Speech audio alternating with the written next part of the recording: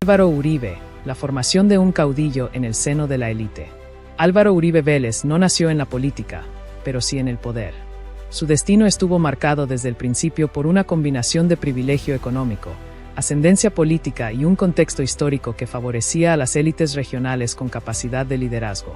Nacido el 4 de julio de 1952 en Medellín, Antioquia, Uribe creció en el seno de una familia adinerada, con raíces profundas en la tierra, el negocio del café y la tradición conservadora antioqueña. Su padre, Alberto Uribe Sierra, fue un hacendado, ingeniero civil y político influyente, quien desempeñó cargos públicos importantes, entre ellos el de director del Instituto de Desarrollo Agrario, IDA, una entidad clave en la distribución de tierras durante la década de 1960. Su madre, Luz Helena Vélez, provenía de una familia de abolengo, con vínculos estrechos con el clero y la aristocracia local. Este entorno no solo le proporcionó a Álvaro Uribe una educación privilegiada, estudió en el Colegio San Ignacio de Loyola, sino también una visión del mundo y clase que moldearían su futuro. Desde joven, fue formado en los valores del trabajo, la disciplina, el orden y la responsabilidad social, entendida no como redistribución, sino como desarrollo controlado, inversión y prosperidad social. Su formación intelectual se completó en la Universidad de Antioquia, donde estudió Derecho, y luego en la Harvard University, donde realizó estudios de especialización en Administración Pública, financiados por becas otorgadas por el gobierno colombiano y organismos internacionales. Pero fue un evento trágico lo que definitivamente marcó su personalidad política: el asesinato de su padre en 1983. Alberto Uribe Sierra fue secuestrado y posteriormente asesinado por el Ejército Popular de Liberación, EPL, una guerrilla de corte marxista-leninista que operaba en zonas rurales de Antioquia y Córdoba. La muerte de su padre no fue solo una pérdida personal, una experiencia fundacional que transformó. Álvaro Uribe, la formación de un caudillo en el seno de la élite. Álvaro Uribe Vélez no nació en la política, pero sí en el poder. Su destino estuvo marcado desde el principio por una combinación de privilegio económico, ascendencia política y un contexto histórico que favorecía a las élites regionales con capacidad de liderazgo. Nacido el 4 de julio de 1952 en Medellín, Antioquia, Uribe creció en el seno de una familia adinerada, con raíces profundas en la tierra, el negocio del café y la tradición conservadora antioqueña. Su padre, Alberto Uribe Sierra, fue un hacendado, ingeniero civil y político influyente, quien desempeñó cargos públicos importantes, entre ellos el de director del Instituto de Desarrollo Agrario, IDA, una entidad clave en la distribución de tierras durante la década de 1960. Su madre, Luz Helena Vélez, provenía de una familia de abolengo, con vínculos estrechos con el clero y la aristocracia local. Este entorno no solo le proporcionó a Álvaro Uribe una educación privilegiada, estudió en el Colegio San Ignacio de Loyola, uno de los más prestigiosos de Medellín, sino también una red de contactos, una visión del mundo y una conciencia de clase que moldearían su futuro. Desde joven, fue formado en los valores del trabajo, la disciplina, el orden y la responsabilidad social, entendida no como redistribución, sino como desarrollo controlado, inversión productiva y estabilidad social. Su formación intelectual se completó en la Universidad de Antioquia, donde estudió Derecho, y luego en la Harvard University, donde realizó estudios de especialización en Administración Pública, financiados por becas otorgadas por el gobierno colombiano y organismos internacionales. Pero fue un evento trágico lo que definitivamente marcó su personalidad política: el asesinato de su padre en 1983. Alberto Uribe Sierra fue secuestrado y posteriormente asesinado por el Ejército Popular de Liberación, EPL, una guerrilla de corte marxista-leninista que operaba en zonas rurales de Antioquia y Córdoba. La muerte de su padre no fue solo una pérdida personal, fue una herida política, una experiencia fundacional que transformó su visión del mundo. A partir de ese momento, Uribe adoptó una postura intransigente frente a la guerrilla, el comunismo y cualquier forma de disidencia armada. Para él, la violencia no era un fenómeno social ni producto de la exclusión, sino una amenaza directa al orden, a la propiedad, a la familia y al Estado de Derecho. Este trauma personal se convirtió en eje de su discurso político. No hablaba de la guerrilla como un actor con demandas sociales, sino como una organización terrorista que debía ser aniquilada. Esta visión, dura y maniquea, Resonaría durante décadas en amplios sectores de la sociedad colombiana, especialmente entre las clases medias y altas que temían por su seguridad y su patrimonio. Su entrada formal a la política comenzó en los años 80. Fue gerente de Aerocafé, una empresa del gremio cafetero, donde adquirió experiencia en gestión empresarial y en relaciones con el Estado. Luego fue nombrado director de la Defensa Civil Nacional, un cargo que le permitió intervenir en emergencias, coordinar con las Fuerzas Armadas y proyectar una imagen de eficiencia y control. En 1986 fue elegido senador de la República por el Partido Liberal, una paradoja, dado que su pensamiento era claramente conservador. Sin embargo, en esa época, el bipartidismo aún permitía cierta fluidez ideológica, y Uribe aprovechó el espacio para posicionar sus ideas sobre seguridad, desarrollo regional y descentralización. Pero fue como gobernador de Antioquia, 1995 a 1997, donde Álvaro Uribe consolidó su figura como líder regional y nacional. Su gestión se caracterizó por un estilo de gobierno directo, autoritario y altamente visible. Implementó el programa de orden público, una estrategia que buscaba fortalecer la seguridad mediante la colaboración entre civiles, fuerza pública y redes de información ciudadana. El programa promovía la creación de grupos de autodefensa civil, la instalación de cámaras de vigilancia y la recompensa por información sobre delincuentes. Aunque el gobierno de Uribe en Antioquia fue elogiado por la reducción de la delincuencia y el secuestro, también generó fuertes críticas. Organizaciones de derechos humanos, periodistas y jueces denunciaron que el orden público servía como tapadera para la conformación de grupos armados ilegales, muchos de los cuales tenían vínculos con paramilitares. Se señaló que algunos de los colaboradores civiles eran, en realidad, miembros de autodefensas que operaban con impunidad. Además, se documentaron casos de abuso de poder, vigilancia indebida y represión contra líderes sociales. El modelo de Uribe en Antioquia no fue un fenómeno aislado. Representó una versión regional de lo que luego se convertiría en política de Estado, la alianza entre sectores civiles, fuerzas armadas y grupos de justicia privada para combatir a la guerrilla. Este enfoque, aunque efectivo en términos de resultados inmediatos, sembró las bases de una profunda crisis de derechos humanos. Miles de civiles fueron asesinados, desplazados o estigmatizados en nombre de la seguridad. Lo que hizo único a Uribe fue su capacidad para legitimar lo ilegítimo. Supo presentar el paramilitarismo no como una amenaza, sino como una respuesta natural de la sociedad al terrorismo. No hablaba de grupos ilegales, sino de pueblos en resistencia. No condenaba los excesos, sino que los justificaba como consecuencias inevitables de la guerra. Y, sobre todo, construyó una narrativa poderosa, la de un líder fuerte, cercano al pueblo, que no se doblegaba ante la violencia ni ante la burocracia estatal. Durante su gobierno en Antioquia, Uribe también impulsó obras de infraestructura, modernizó la administración pública y fortaleció la inversión extranjera. Fue visto como un gobernante eficiente, modernizador, con visión de Estado. Pero detrás de esa imagen de progreso, persistían sombras, la complicidad con estructuras ilegales, la concentración de poder y la desconfianza hacia los mecanismos de control democrático. Este periodo fue fundamental para entender cómo se forjó el caudillismo uribista. Uribe no construyó su liderazgo desde partidos o ideologías, sino desde la autoridad personal, el carisma y la capacidad de movilizar emociones. Hablaba directamente a la gente, sin intermediarios, con un tono cercano pero firme. Usaba el miedo como herramienta, pero también la esperanza de un país en orden, sin secuestros, sin extorsión, sin guerrilla. Además, desarrolló una habilidad excepcional para manejar los medios de comunicación. Entendió antes que nadie el poder de la imagen, del mensaje corto, del discurso repetitivo. Sus frases como seguridad democrática, mano firme, orden y disciplina, se convirtieron en eslóganes que trascendieron Antioquia y llegaron al corazón de una nación cansada del caos. Pero también generó rechazo. Para sectores progresistas, de derechos humanos y de izquierda, Uribe representaba el rostro más oscuro del conservadurismo colombiano, autoritario, excluyente, cómplice con el paramilitarismo. Su figura polarizó como pocas en la historia reciente. No se trataba de un político más. Era un símbolo, un referente, una encarnación del poder tradicional que se resistía al cambio. Cuando en 2002 se postuló a la presidencia, ya no era solo un candidato. Era una alternativa de civilización. Prometía no solo seguridad, sino una refundación moral del país. Y lo hizo con el respaldo de sectores poderosos, empresarios, militares, iglesia, y millones de ciudadanos que veían en él la posibilidad de recuperar el control.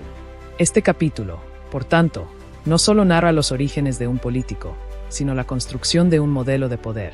Uribe no fue un producto del azar, sino de una élite que supo adaptarse a los tiempos de violencia, que convirtió el trauma en herramienta política, y que, con inteligencia y determinación, logró imponer una visión del Estado que priorizaba el orden sobre la justicia, la eficacia sobre la democracia, y la autoridad sobre la participación. Su formación no fue en la lucha callejera ni en la pobreza, sino en las aulas de Harvard, en las haciendas de Antioquia, en las oficinas del Estado y en el dolor de una pérdida personal que transformó en bandera política. Uribe no surgió del pueblo, pero supo hablarle como si fuera uno de ellos. No fue un revolucionario, pero prometió una revolución del orden. Y en ese equilibrio inestable entre élite y masa, entre tradición y modernidad, entre violencia y legalidad, se forjó el caudillo que cambiaría para siempre la historia de Colombia. Este capítulo, que narra los orígenes del poder de Álvaro Uribe, adquiere un significado aún más profundo cuando se contrasta con el desenlace histórico que tuvo lugar el 1 de agosto de 2025, la condena a 12 años de prisión domiciliaria por los delitos de fraude procesal y soborno en actuación penal. Lo que en su momento parecía un ascenso imparable hacia el poder absoluto, terminó, décadas después, en un juzgado de Bogotá, con una sentencia de 1.114 páginas que desnudó un plan orquestado para manipular testigos y obstruir la justicia. La jueza 44 penal de conocimiento de Bogotá, Sandra Liliana Heredia, encontró a Uribe responsable de haber participado en un esquema para influir en testimonios relacionados con investigaciones sobre supuestos vínculos con paramilitarismo. El juicio, uno de los más mediáticos y políticamente sensibles de la historia reciente, permitió conocer, con pruebas contundentes, que Uribe tenía conocimiento de las acciones de sus emisarios, en particular de su entonces abogado, Diego Cadena, quien buscaba testigos en cárceles del país para favorecer al expresidente ante la Corte Suprema. Las interceptaciones telefónicas a los teléfonos de Uribe y Cadena fueron piezas clave en la investigación. En ellas se demostró la existencia de un plan para ofrecer beneficios económicos a testigos como Carlos Enrique Vélez, alias Víctor, un exparamilitar al que se le prometieron pagos que nunca se completaron, lo que lo llevó a retractarse. Lo mismo ocurrió con Eurídice Cortés, alias Diana, a quien Cadena le pidió grabar un video a favor de Uribe. Estos testimonios, junto con la documentación presentada por la Fiscalía y las víctimas, conformaron una cadena de pruebas que el juzgado consideró suficiente para dictar condena. El 6 de agosto de 2025, Uribe compareció ante el juzgado de Río Negro, Antioquia, para formalizar su situación como preso. En un video publicado en redes sociales, afirmó que ya cumplía con la detención domiciliaria desde el 1 de agosto y que, con la identificación de preso, continuaría y aumentaría su lucha contra lo que llamó la naciente mordaza neocomunista. Su reacción al fallo fue de rechazo absoluto. Acusó a la jueza de tener ánimo político, de maltratarlo y de actuar con animosidad contra su defensa. Dijo que el fallo lo trató como un X, sin respeto a sus derechos humanos. Sin embargo, estas declaraciones no cambiaron el curso de la justicia. La tutela presentada por su defensa para suspender la captura fue negada por el Tribunal Superior de Bogotá, y la orden de cumplimiento de pena quedó en firme. Lo que hace aún más significativo este desenlace es que, durante el juicio, ni la Fiscalía ni la defensa de las víctimas presentaron recurso de apelación, lo que sugiere que consideraron la sentencia justa y fundada. Fue la Procuraduría, que durante el proceso había pedido la absolución de Uribe, la que anunció que apelaría. Su abogado, Jaime Granados, también presentará recurso, con 5 días adicionales para prepararlo. Este capítulo, entonces, no solo narra el ascenso de un caudillo, sino también su caída. No como una derrota electoral, sino como un veredicto de la justicia. Uribe, quien durante años se presentó como el defensor del orden y la legalidad, terminó siendo juzgado por corrupción, manipulación de testigos y obstrucción a la justicia. Su condena no es solo un hecho jurídico, sino un símbolo histórico, el fin de la impunidad que protegió a los poderosos durante décadas. Y en ese contexto, el contraste con Gustavo Petro se vuelve aún más claro. Petro fue inhabilitado en 2013 por una decisión administrativa, sin condena penal. Uribe, en cambio, fue condenado en 2025 por pruebas contundentes, tras un juicio que demostró que el poder, al final, no está por encima de la ley. Este es el legado de Uribe, un modelo de poder que nació en la élite, se fortaleció con el miedo y terminó en un juzgado, no como víctima, sino como responsable. Gustavo Petro, los primeros pasos de un idealista en tiempos de guerra. En los años 70, Colombia era un país en ebullición. La violencia no era un fenómeno aislado, sino una condición estructural. Las guerrillas crecían en número y territorio, el narcotráfico comenzaba a infiltrarse en la política, y el sistema democrático, dominado por el bipartidismo tradicional entre conservadores y liberales, mostraba signos evidentes de agotamiento. En este contexto de inestabilidad, exclusión social y desigualdad extrema, surgieron movimientos de resistencia que buscaban transformar el país desde sus cimientos. Fue en medio de esta tormenta histórica que Gustavo Petro Urrego dio sus primeros pasos como actor político, un joven idealista que, sin saberlo, estaba destinado a convertirse en una de las figuras más controvertidas y trascendentales de la vida pública colombiana. Nacido el 19 de abril de 1960 en Ciénaga de Oro, Córdoba, Petro provino de una familia de clase media con raíces en el campo y una fuerte conciencia social. Su padre, un maestro de escuela, y su madre, ama de casa, le inculcaron valores de justicia, educación y compromiso con los demás. Desde muy joven, Gustavo mostró una sensibilidad especial hacia las injusticias. Testigo de la pobreza rural, la falta de acceso a servicios básicos y la concentración de la tierra en manos de unos pocos, comenzó a cuestionar el orden establecido. Su formación intelectual se desarrolló en el Colegio La Salle de Montería, un plantel de tradición católica que, aunque conservador en su estructura, albergaba debates sobre ética, justicia y responsabilidad social. Allí, Petro comenzó a leer a pensadores como Camilo Torres, Marx, Guevara y figuras del cristianismo social que combinaban fe y lucha por los pobres.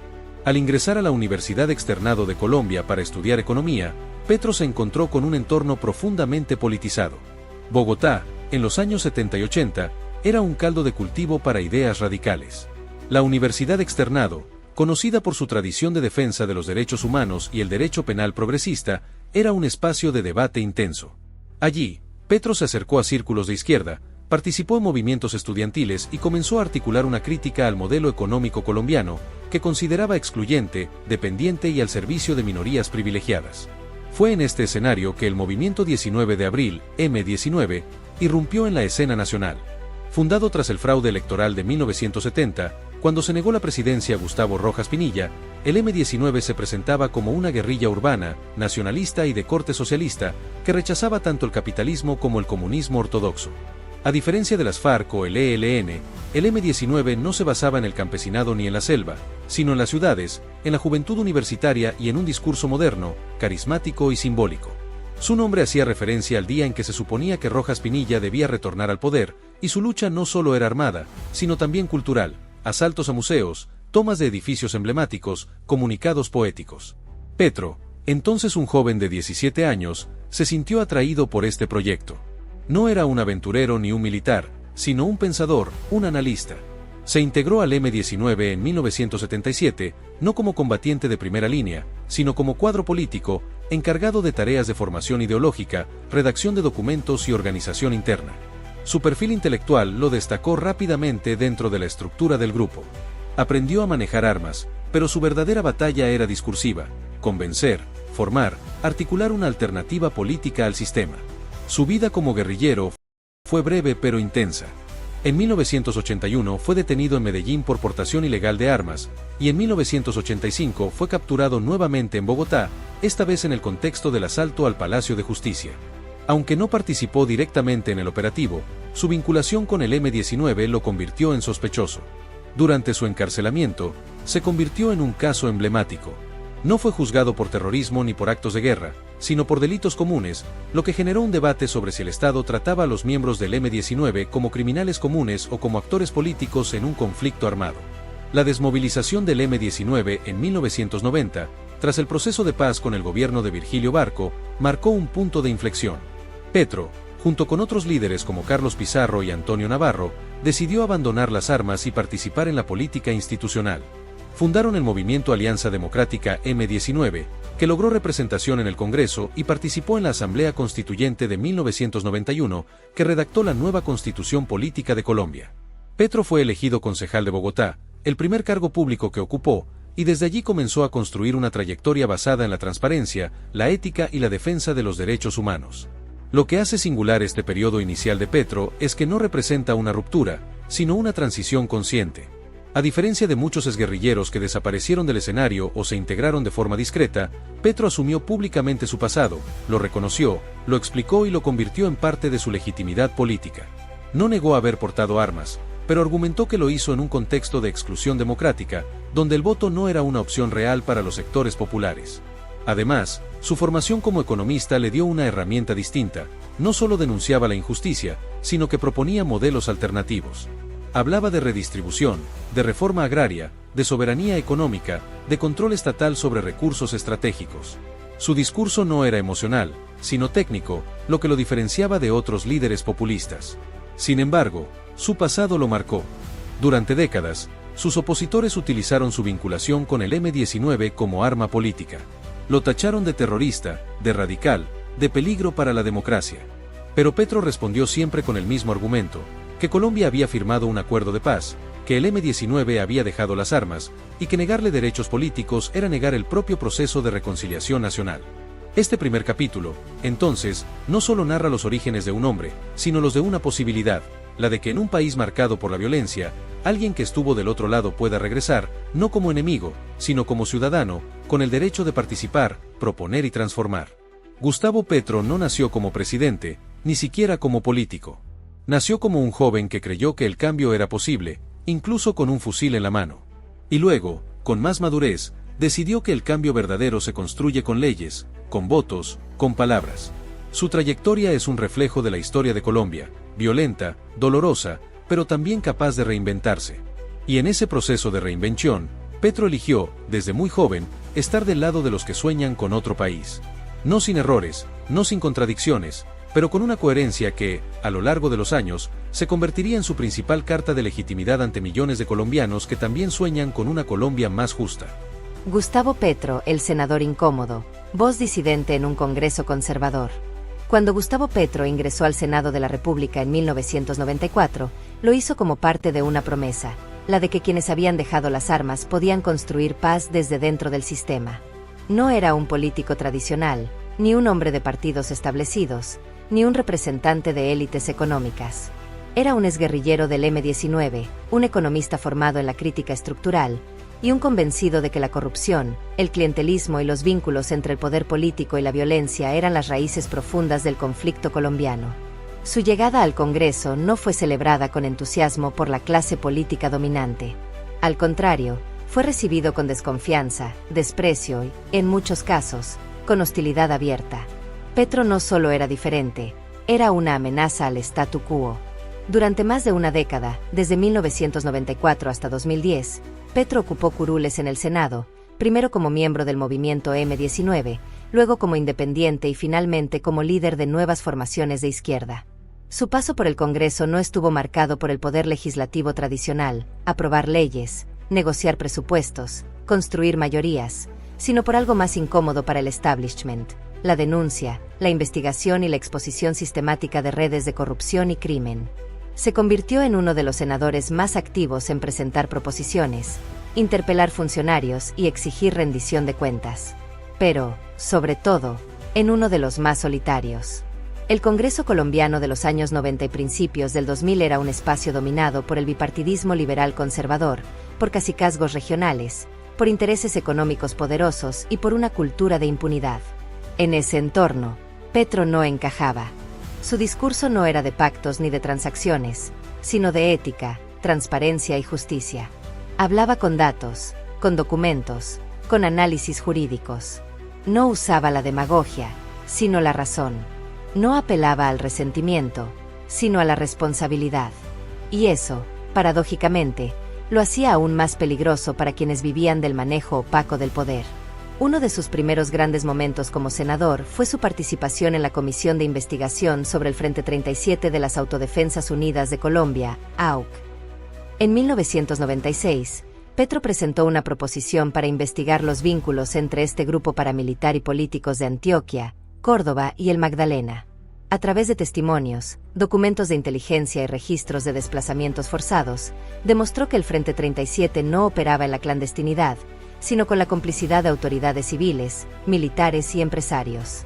Sus intervenciones en las audiencias fueron minuciosas, frías, devastadoras. No gritaba, no dramatizaba. Leía, citaba, comparaba, y con cada frase, desnudaba una red de poder criminal. Este trabajo lo convirtió en uno de los primeros políticos en alertar sobre lo que luego se conocería como el escándalo de la parapolítica. Mientras otros senadores miraban hacia otro lado, Petro insistía en que el paramilitarismo no era un fenómeno aislado, sino una estructura que había penetrado el Estado, las elecciones y las instituciones. Denunció a congresistas, gobernadores, alcaldes. Algunos de sus informes fueron archivados. Otros fueron ignorados. Pero con el tiempo, muchas de sus acusaciones se confirmaron. Cientos de políticos, incluyendo senadores y representantes, terminaron procesados o condenados por vínculos con grupos paramilitares. Petro no fue el único que denunció, pero sí uno de los primeros, y el que más constancia tuvo. Su labor no se limitó al tema paramilitar. También se destacó en la defensa de los derechos humanos, especialmente en momentos de alta tensión. Durante el gobierno de Andrés Pastrana, 1998-2002, cuando el país vivía una profunda crisis institucional y la guerrilla controlaba amplios territorios, Petro fue uno de los pocos congresistas que se atrevió a criticar públicamente los falsos positivos, asesinatos de civiles por parte del ejército para presentarlos como guerrilleros abatidos. Aunque el escándalo estalló años después, Petro ya había advertido sobre patrones de ejecuciones extrajudiciales en zonas como Arauca, Nariño y Meta. Además, fue un férreo opositor a la reelección presidencial de Álvaro Uribe en 2005. No solo por razones institucionales, sino porque veía en ese proceso una concentración de poder peligrosa, una ruptura con el equilibrio de poderes y un retroceso democrático. Participó activamente en el debate constitucional, argumentando que la reelección perpetua generaba caudillismo, debilitaba los partidos y convertía al presidente en una figura por encima del control legislativo y judicial. Sus intervenciones en el Congreso y en los medios fueron claras, contundentes, y nuevamente, mayoritariamente aisladas. Pero ser un senador disidente tiene un precio. Petro fue objeto de múltiples formas de represión simbólica y política. Fue marginado en comisiones clave, excluido de negociaciones, ridiculizado en los medios afines al poder. Se le tildó de radical, extremista, enemigo de la patria. Sus discursos eran interrumpidos. Sus proposiciones, archivadas sin debate. En más de una ocasión, fue víctima de espionaje ilegal. En 2009, se reveló que el Departamento Administrativo de Seguridad, DAS, bajo el gobierno de Uribe, había monitoreado sus comunicaciones, sus movimientos, sus contactos con periodistas y otros políticos. Petro fue uno de los principales afectados por el escándalo del chuzadero del DAS, que desnudó un sistema de espionaje estatal contra opositores, jueces, periodistas y defensores de derechos humanos. Este acoso no lo doblegó. Por el contrario, lo fortaleció como símbolo de resistencia. Su figura creció no por el poder que acumuló, sino por la integridad que mantuvo. Mientras muchos negociaban, él denunciaba. Mientras otros callaban, él hablaba.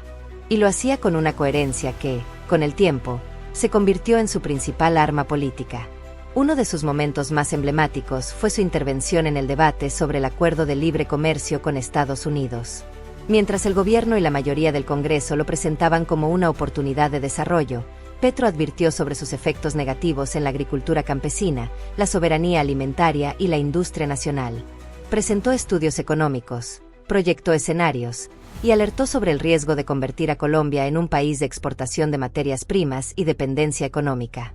Sus críticas fueron ignoradas en su momento, pero años después, muchos de sus análisis se confirmaron con el deterioro del campo colombiano y el aumento de la importación de alimentos. También se destacó por su defensa del medio ambiente y los territorios. Fue uno de los primeros en hablar de justicia ambiental, de la necesidad de proteger los páramos, los ríos y las comunidades indígenas y afrodescendientes frente a la minería. Anunció proyectos como la explotación del carbón en La Guajira, la minería a cielo abierto en Santander y la contaminación del río Bogotá. Su discurso ecológico no era meramente ambientalista, sino social. Veía en la destrucción de la naturaleza una forma de violencia estructural contra los más pobres. Durante su tiempo en el Senado, Petro también fue víctima de intentos de deslegitimación personal. Se le acusó de enriquecimiento ilícito, de nepotismo, de vínculos con la guerrilla. Muchas de estas acusaciones fueron investigadas y desestimadas. Pero el daño simbólico ya estaba hecho. La estrategia era clara: no combatir sus ideas, sino atacar su persona. Desgastarlo, desacreditarlo, marginarlo. A pesar de todo, Petro logró construir una base de apoyo creciente. No entre los políticos, sino entre ciudadanos comunes, estudiantes, movimientos sociales, intelectuales. Su figura trascendió el Congreso. Se convirtió en una referencia para una nueva generación que rechazaba la política tradicional y buscaba alternativas éticas. Su paso por el Senado no fue el de un legislador exitoso en términos de leyes aprobadas, sino el de un testigo incómodo, un contrapoder moral, un guardián de la memoria democrática. Cuando dejó el Senado en 2010, tras perder la reelección, muchos pensaron que su carrera política había terminado. Pero en realidad, había sentado las bases para algo mayor. Había demostrado que era posible hablar verdad en un sistema diseñado para ocultarla. Que un político podía ser riguroso, honesto y consecuente, sin caer en la corrupción ni en el clientelismo. Que la izquierda podía existir en Colombia, no como caricatura, sino como propuesta seria, racional, transformadora.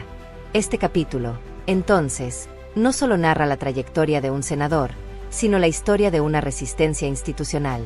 Gustavo Petro no cambió el Congreso desde dentro, pero lo obligó a mirarse en el espejo. Fue el espejo que el poder no quería ver. Y por eso, fue incómodo. Por eso, fue atacado. Y por eso, al final, fue necesario. Su paso por el Senado fue un acto de fe en la democracia, la creencia de que, incluso desde una minoría, es posible exigir justicia, verdad y transparencia. Y aunque el sistema no lo recompensó con poder, sí le dio algo más valioso: legitimidad moral. Una legitimidad que, años después, se convertiría en capital político suficiente para llegar a la presidencia. Capítulo 3 ampliado con la información actualizada hasta agosto de 2025.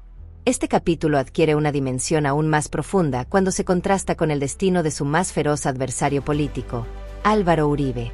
Mientras Petro, en su tiempo como senador, era perseguido, espiado y desacreditado por denunciar la corrupción y los vínculos entre el poder y el paramilitarismo, Uribe gozaba de inmunidad, respaldo institucional y una imagen de intocabilidad. Petro fue inhabilitado en 2013 por una decisión disciplinaria sin condena penal. Uribe, en cambio, fue condenado en 2025 por fraude procesal y soborno en actuación penal, tras un juicio que demostró que orquestó un plan para manipular testigos y obstruir la justicia. La justicia, que en 2013 parecía instrumentalizada contra Petro, en 2025 actuó con independencia contra Uribe. Las interceptaciones telefónicas a los teléfonos de Uribe y su entonces abogado Diego Cadena, reveladas durante el juicio, demostraron la existencia de un esquema para ofrecer beneficios económicos a testigos como Carlos Enrique Vélez, alias Víctor, y Eurídice Cortés, alias Diana, a cambio de testimonios favorables. Estas pruebas, que Petro había exigido durante años como senador, finalmente fueron reconocidas por un juzgado. El 1 de agosto de 2025, la jueza 44 penal de Bogotá, Sandra Liliana Heredia, condenó a Uribe a 12 años de prisión domiciliaria. El 6 de agosto, Uribe compareció ante el juzgado de Río Negro para formalizar su situación como preso. En un video, afirmó que continuaría la lucha contra lo que llamó la naciente mordaza neocomunista. Pero esta vez, no hablaba desde el poder, sino desde la condición de condenado.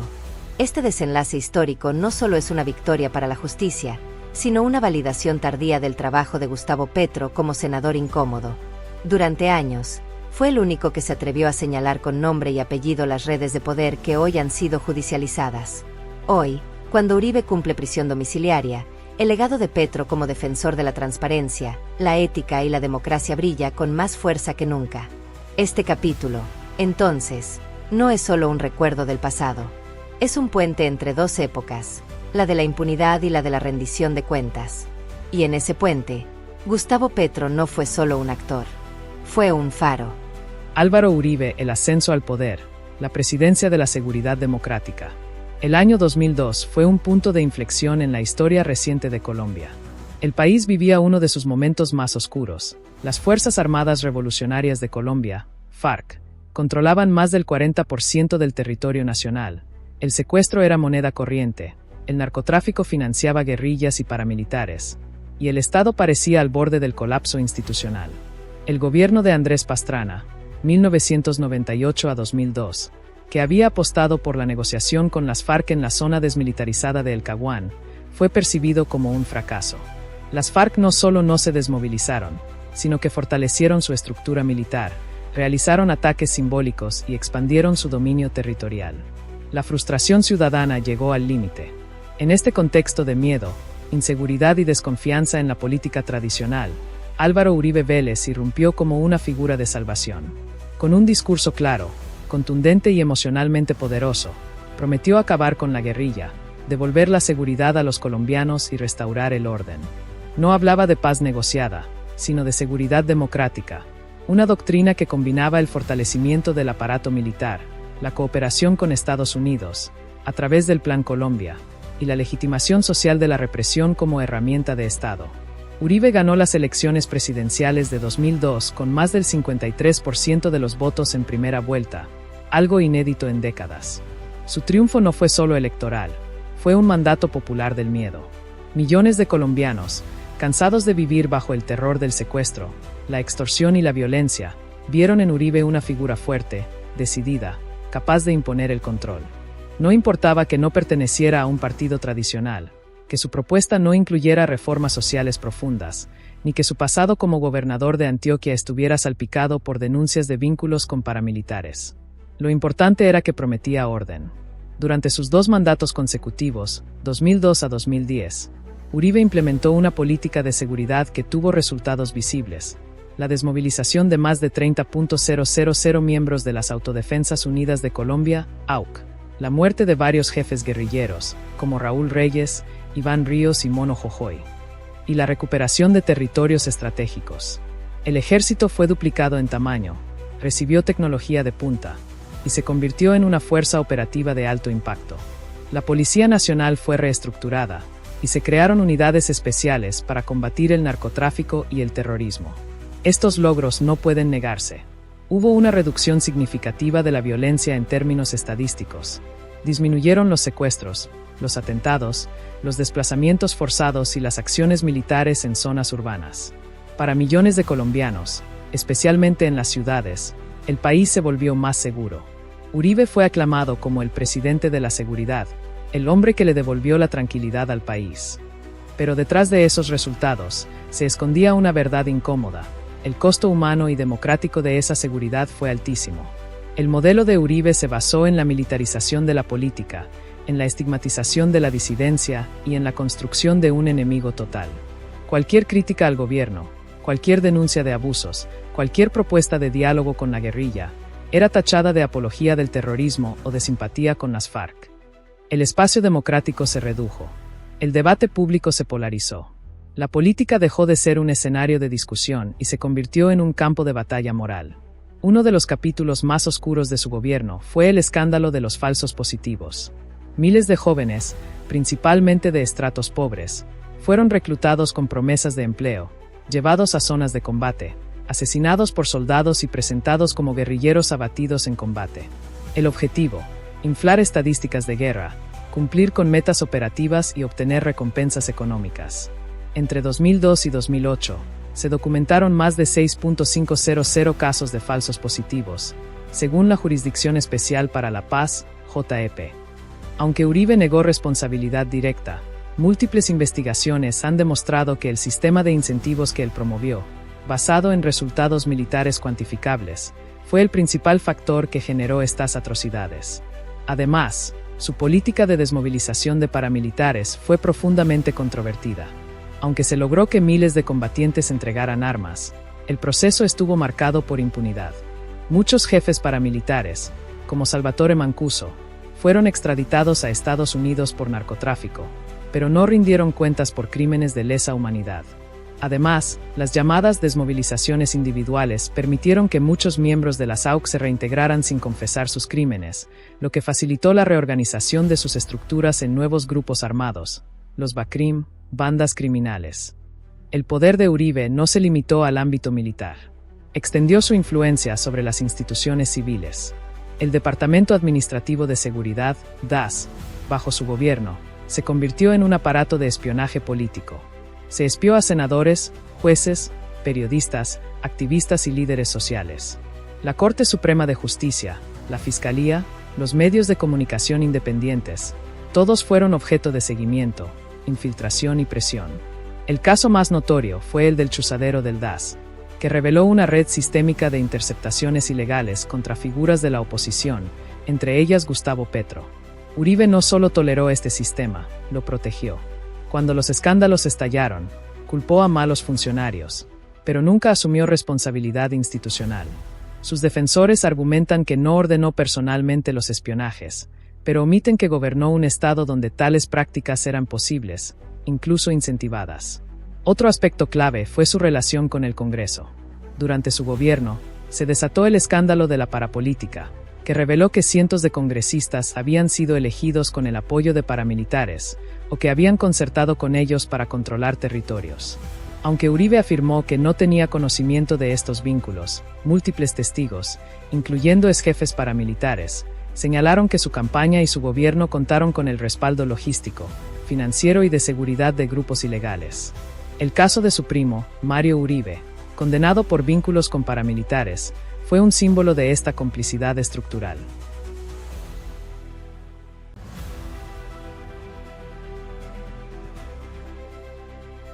En lo económico, el modelo uribista se basó en la apertura comercial, la explotación de recursos naturales y la atracción de inversión extranjera. Se firmaron tratados de libre comercio con Estados Unidos, la Unión Europea y otros países. Se promovió la minería a gran escala, la agroindustria y la expansión de infraestructura. Hubo crecimiento económico, especialmente en sectores urbanos y empresariales. Pero este crecimiento fue profundamente desigual. La pobreza rural no disminuyó significativamente. La concentración de la tierra persistió. Los campesinos, indígenas y afrodescendientes fueron desplazados de sus territorios en nombre del desarrollo. La Amazonía fue deforestada a ritmos alarmantes. Y mientras las ciudades crecían, el campo se empobrecía.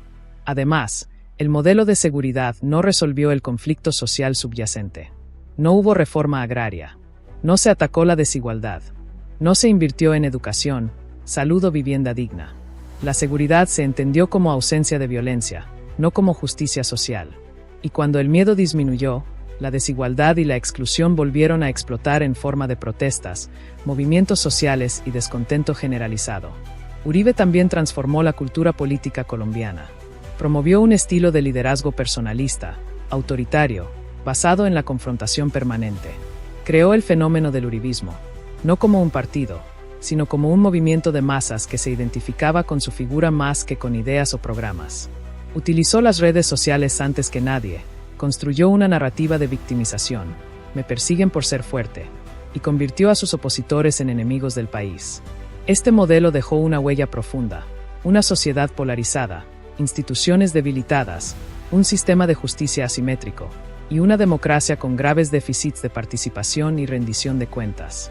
En resumen, el gobierno de Álvaro Uribe logró recuperar el control territorial y reducir la violencia visible, pero a un costo ético, humano y democrático inmenso. Su legado no es solo el de un presidente fuerte, sino el de un líder que priorizó el orden sobre la justicia, la eficacia sobre la legalidad y el miedo sobre la esperanza. Y fue precisamente contra ese modelo que Gustavo Petro comenzó a construir su alternativa. Este capítulo, que narra el ascenso de Álvaro Uribe al poder bajo el lema de la seguridad democrática, adquiere un significado aún más profundo y simbólico cuando se contrasta con su condena a 12 años de prisión domiciliaria en agosto de 2025, por los delitos de fraude procesal y soborno en actuación penal. Lo que en su momento parecía un modelo de orden, fortaleza y autoridad, terminó, 2 décadas después, en un juzgado de Bogotá, con una sentencia de 1.114 páginas que desnudó un plan orquestado para manipular testigos y obstruir la justicia. La jueza 44 penal de conocimiento de Bogotá, Sandra Liliana Heredia, encontró a Uribe responsable de haber participado en un esquema para influir en testimonios relacionados con investigaciones sobre supuestos vínculos con paramilitarismo, a través de su entonces abogado, Diego Cadena. Durante el juicio, se presentaron pruebas contundentes, interceptaciones telefónicas a los teléfonos de Uribe y Cadena, en las que se demostró la existencia de un plan para ofrecer beneficios económicos a testigos como Carlos Enrique Vélez, alias Víctor, un exparamilitar al que se le prometieron pagos que nunca se completaron, lo que lo llevó a retractarse. Lo mismo ocurrió con Eurídice Cortés, alias Diana, a quien Cadena le pidió grabar un video a favor de Uribe ante la Corte Suprema. El 1 de agosto de 2025, la jueza dio a conocer la sentencia condenatoria. El 6 de agosto, Uribe compareció ante el juzgado de Río Negro para formalizar su situación como preso. En un video publicado en redes sociales, afirmó que ya cumplía con la detención domiciliaria desde el viernes, 1 de agosto, y que, con la identificación de preso, continuaría y aumentaré la lucha para que Colombia en 2026 derrote a la naciente mordaza neocomunista, porque si se consolida, acabará con la nación. Su reacción al fallo fue de rechazo absoluto. Acusó a la jueza de tener ánimo político, de maltratarlo y de actuar con animosidad contra su defensa. Dijo que el fallo lo trataba como un X, sin respeto a sus derechos humanos. Sin embargo, estas declaraciones no cambiaron el curso de la justicia. La tutela presentada por su defensa para suspender la captura fue negada por el Tribunal Superior de Bogotá, y la orden de cumplimiento de pena quedó en firme. Lo que hace aún más significativo este desenlace es que, durante la audiencia de publicación del monto de la condena, ni la Fiscalía ni la defensa de las víctimas presentaron recurso de apelación, lo que sugiere que consideraron la sentencia justa y fundada. Fue la Procuraduría, que durante el proceso había pedido la absolución de Uribe, la que anunció que apelaría. Su abogado, Jaime Granados, también presentará recurso, con 5 días adicionales para prepararlo. Este capítulo, entonces, no solo narra el ascenso de un caudillo, sino también su caída. No como una derrota electoral, sino como un veredicto de la justicia. Uribe, quien durante años se presentó como el defensor del orden y la legalidad, terminó siendo juzgado por corrupción, manipulación de testigos y obstrucción a la justicia. Su condena no es solo un hecho jurídico, sino un símbolo histórico, el fin de la impunidad que protegió a los poderosos durante décadas. Y en ese contexto, el contraste con Gustavo Petro se vuelve aún más claro. Petro fue inhabilitado en 2013 por una decisión administrativa, sin condena penal. Uribe, en cambio, fue condenado en 2025 por pruebas contundentes, tras un juicio que demostró que el poder, al final, no está por encima de la ley. Este es el legado de Uribe, un modelo de poder que nació en la élite, se fortaleció con el miedo, y terminó en un juzgado. No como víctima, sino como responsable. Gustavo Petro, la alcaldía de Bogotá, reforma, resistencia y sanción. Cuando Gustavo Petro asumió la alcaldía de Bogotá el 1 de enero de 2012, lo hizo con una promesa ambiciosa: transformar la capital de Colombia en una ciudad más justa, humana, ecológica y democrática. No se trataba solo de gobernar, sino de cambiar el modelo de ciudad. Petro no llegó como un político tradicional, ni como un administrador neutral, sino como un proyecto político profundo, una apuesta por demostrar que otra forma de hacer política era posible, incluso en una de las ciudades más desiguales, corruptas y complejas de América Latina. Su elección ya había sido un terremoto político. Ganó en segunda vuelta con más de 800.000 votos, derrotando a Enrique Peñalosa, un exalcalde con respaldo de las élites económicas y mediáticas. Petro no contó con el apoyo de los grandes medios, ni de los partidos tradicionales, ni del establishment. Su triunfo fue el resultado de una movilización ciudadana, especialmente de jóvenes, sectores populares, movimientos sociales e intelectuales críticos, que veían en él una alternativa ética y transformadora frente a décadas de corrupción y exclusión. Desde el primer día, Petro planteó una agenda radical: reforma del transporte, reestructuración del aseo, desmunicipalización de la salud, promoción de la equidad social, defensa del medio ambiente y lucha frontal contra la corrupción. No se limitó a gestionar, sino a cuestionar los modelos que habían fallado. Y en cada una de esas decisiones, se enfrentó a poderes estructurales que no estaban dispuestos a permitir el cambio. El caso más emblemático fue el de la empresa de aseo de Bogotá. Durante años, el servicio de recolección de basuras había estado en manos de empresas privadas, muchas de ellas vinculadas a contratos opacos, sobreprecios y redes de corrupción. En 2012, tras múltiples fallas en la prestación del servicio, calles llenas de basura, huelgas, desabastecimiento, Petro decidió intervenir. Con el respaldo del Consejo de Bogotá, ordenó la municipalización temporal del servicio.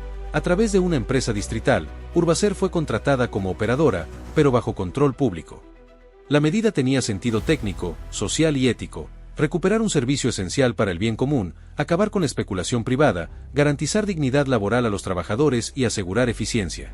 Petro argumentó que el aseo no podía seguir siendo un negocio, sino que debía ser un derecho.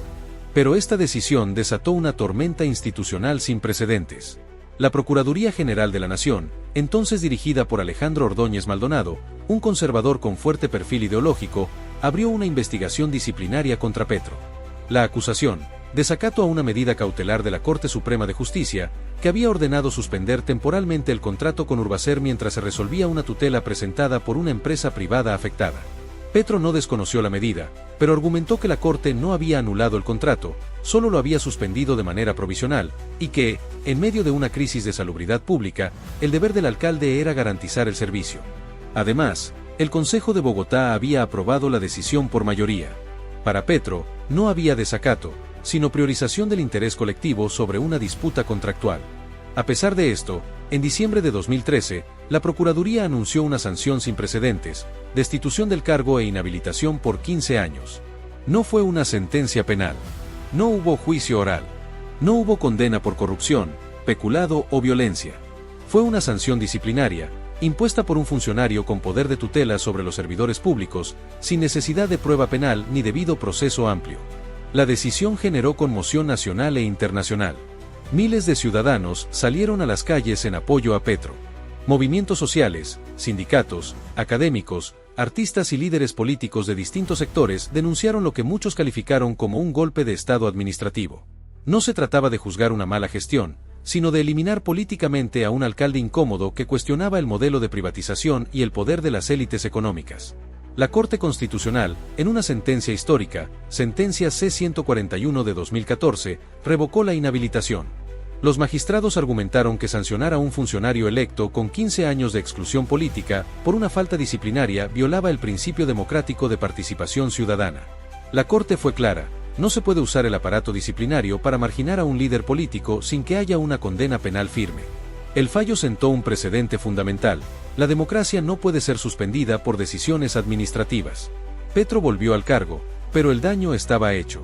El gobierno nacional, los medios afines al uribismo y sectores del poder económico lo habían desgastado.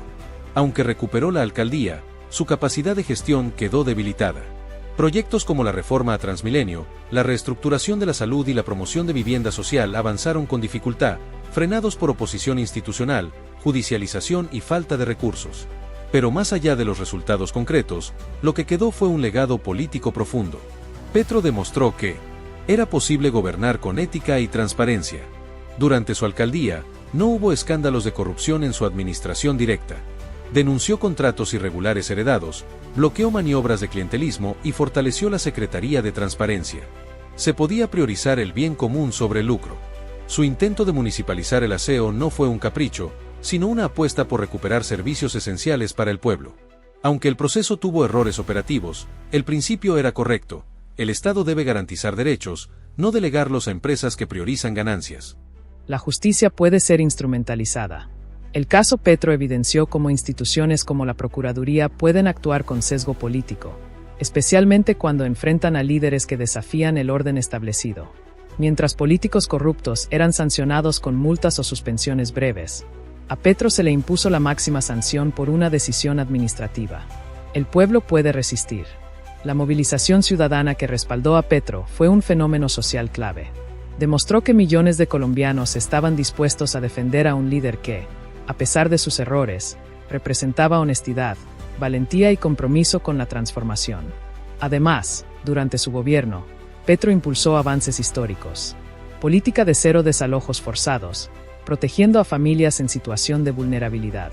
Reconocimiento de los trabajadores de calle, con programas de inclusión y dignificación. Apuesta por la movilidad sostenible, con ampliación de ciclorrutas y planes para una ciudad peatonal. Defensa del medio ambiente, con la protección del humedal de la Conejera y la prohibición de bolsas plásticas. Inclusión de sectores históricamente marginados, como la comunidad Labtiki, los pueblos indígenas y los desplazados. Petro no fue un alcalde perfecto. Cometió errores de gestión, tuvo conflictos con su gabinete, y algunas decisiones fueron cuestionadas por su ejecución. Pero lo que lo distinguió fue su coherencia, su valentía y su compromiso con los más pobres. Gobernó pensando en los que no tienen voz, en los que viven en los cerros, en los que recogen basura, en los que toman el Transmilenio todos los días. Y por eso fue sancionado, porque en Colombia, No se castiga solo por lo que se hace mal, sino por lo que se hace bien cuando incomoda a los poderosos. La destitución de Petro no fue un acto de justicia, sino un acto de poder. Un mensaje claro: si intentas cambiar el modelo, si tocas los intereses de las élites, si priorizas el pueblo sobre el mercado, serás eliminado. Pero el intento de sepultarlo políticamente fracasó. Por el contrario, lo convirtió en un símbolo. La persecución judicial no lo destruyó, lo fortaleció. Lo mostró como un líder que, incluso frente al aparato del Estado, no se doblegó, que defendió sus ideas con argumentos, con documentos, con principios. Y ese es el fundamento de su legitimidad actual. Porque cuando en 2022 Gustavo Petro fue elegido presidente de Colombia, no fue solo un triunfo electoral. Fue la venganza democrática de un pueblo que recordó lo que le hicieron en 2013. Fue la afirmación de que la política no debe ser un negocio de élites, sino un servicio a la gente. La alcaldía de Bogotá fue, en esencia, un anticipo de su presidencia, una lucha por transformar un país desde dentro, enfrentando un sistema que resiste el cambio. Y aunque fue derrotado en ese momento, plantó las semillas de una nueva era. Porque Petro no gobierna por imposición, sino por legitimidad moral. No llegó al poder por herencia, por clientelismo o por dinero. Llegó por la fuerza de una trayectoria que, a pesar de los golpes, nunca traicionó sus principios. Y eso, en un país como Colombia, es revolucionario. Capítulo 5 ampliado con la información actualizada hasta agosto de 2025. Este capítulo, que narra uno de los momentos más críticos y transformadores de la trayectoria de Gustavo Petro, adquiere una dimensión aún más profunda y simbólica cuando se contrasta con el destino de su más feroz adversario político, Álvaro Uribe. En 2013, Petro fue destituido e inhabilitado por 15 años por una decisión disciplinaria de la Procuraduría, sin condena penal, por una decisión administrativa tomada en medio de una crisis de salubridad pública. Fue un golpe político que muchos calificaron de persecución. La Corte Constitucional lo revocó en 2014, sentando un precedente. No se puede usar el poder disciplinario para eliminar a un líder político sin condena penal. En contraste, en agosto de 2025, Álvaro Uribe Vélez fue condenado a 12 años de prisión domiciliaria por los delitos de fraude procesal y soborno en actuación penal. La sentencia, de 1.114 páginas, fue dictada por la jueza 44 penal de Bogotá, Sandra Liliana Heredia, tras un juicio que demostró que Uribe participó en un plan para manipular testigos en investigaciones sobre vínculos con paramilitarismo, a través de su entonces abogado Diego Cadena. Las interceptaciones telefónicas a los teléfonos de Uribe y Cadena fueron pruebas clave. En ellas se demostró la existencia de un plan para ofrecer beneficios económicos a testigos como Carlos Enrique Vélez, alias Víctor, y Eurídice Cortés, alias Diana, a cambio de testimonios favorables. Estas pruebas, que Petro había exigido durante años como senador, finalmente fueron reconocidas por un juzgado. El 1 de agosto de 2025, la jueza dio a conocer la sentencia condenatoria. El 6 de agosto, Uribe compareció ante el juzgado de Río Negro para formalizar su situación como preso. En un video, afirmó que continuaría la lucha contra lo que llamó la naciente mordaza neocomunista. Pero esta vez, no hablaba desde el poder, sino desde la condición de condenado. Lo que hace aún más significativo este desenlace es que, durante la audiencia de publicación del monto de la condena, ni la Fiscalía ni la defensa de las víctimas presentaron recurso de apelación, lo que sugiere que consideraron la sentencia justa y fundada. Fue la Procuraduría, que durante el proceso había pedido la absolución de Uribe, la que anunció que apelaría. Este contraste histórico es abismal. Petro fue sancionado por intentar mejorar un servicio público. Uribe fue condenado por corrupción, manipulación de testigos y obstrucción a la justicia. Petro fue perseguido por denunciar el paramilitarismo. Uribe fue juzgado por vínculos con paramilitarismo. Este capítulo, entonces, no es solo la historia de un alcalde inhabilitado. Es la historia de un líder que, a pesar de la persecución, mantuvo su coherencia, y cuyo legado fue validado por la historia.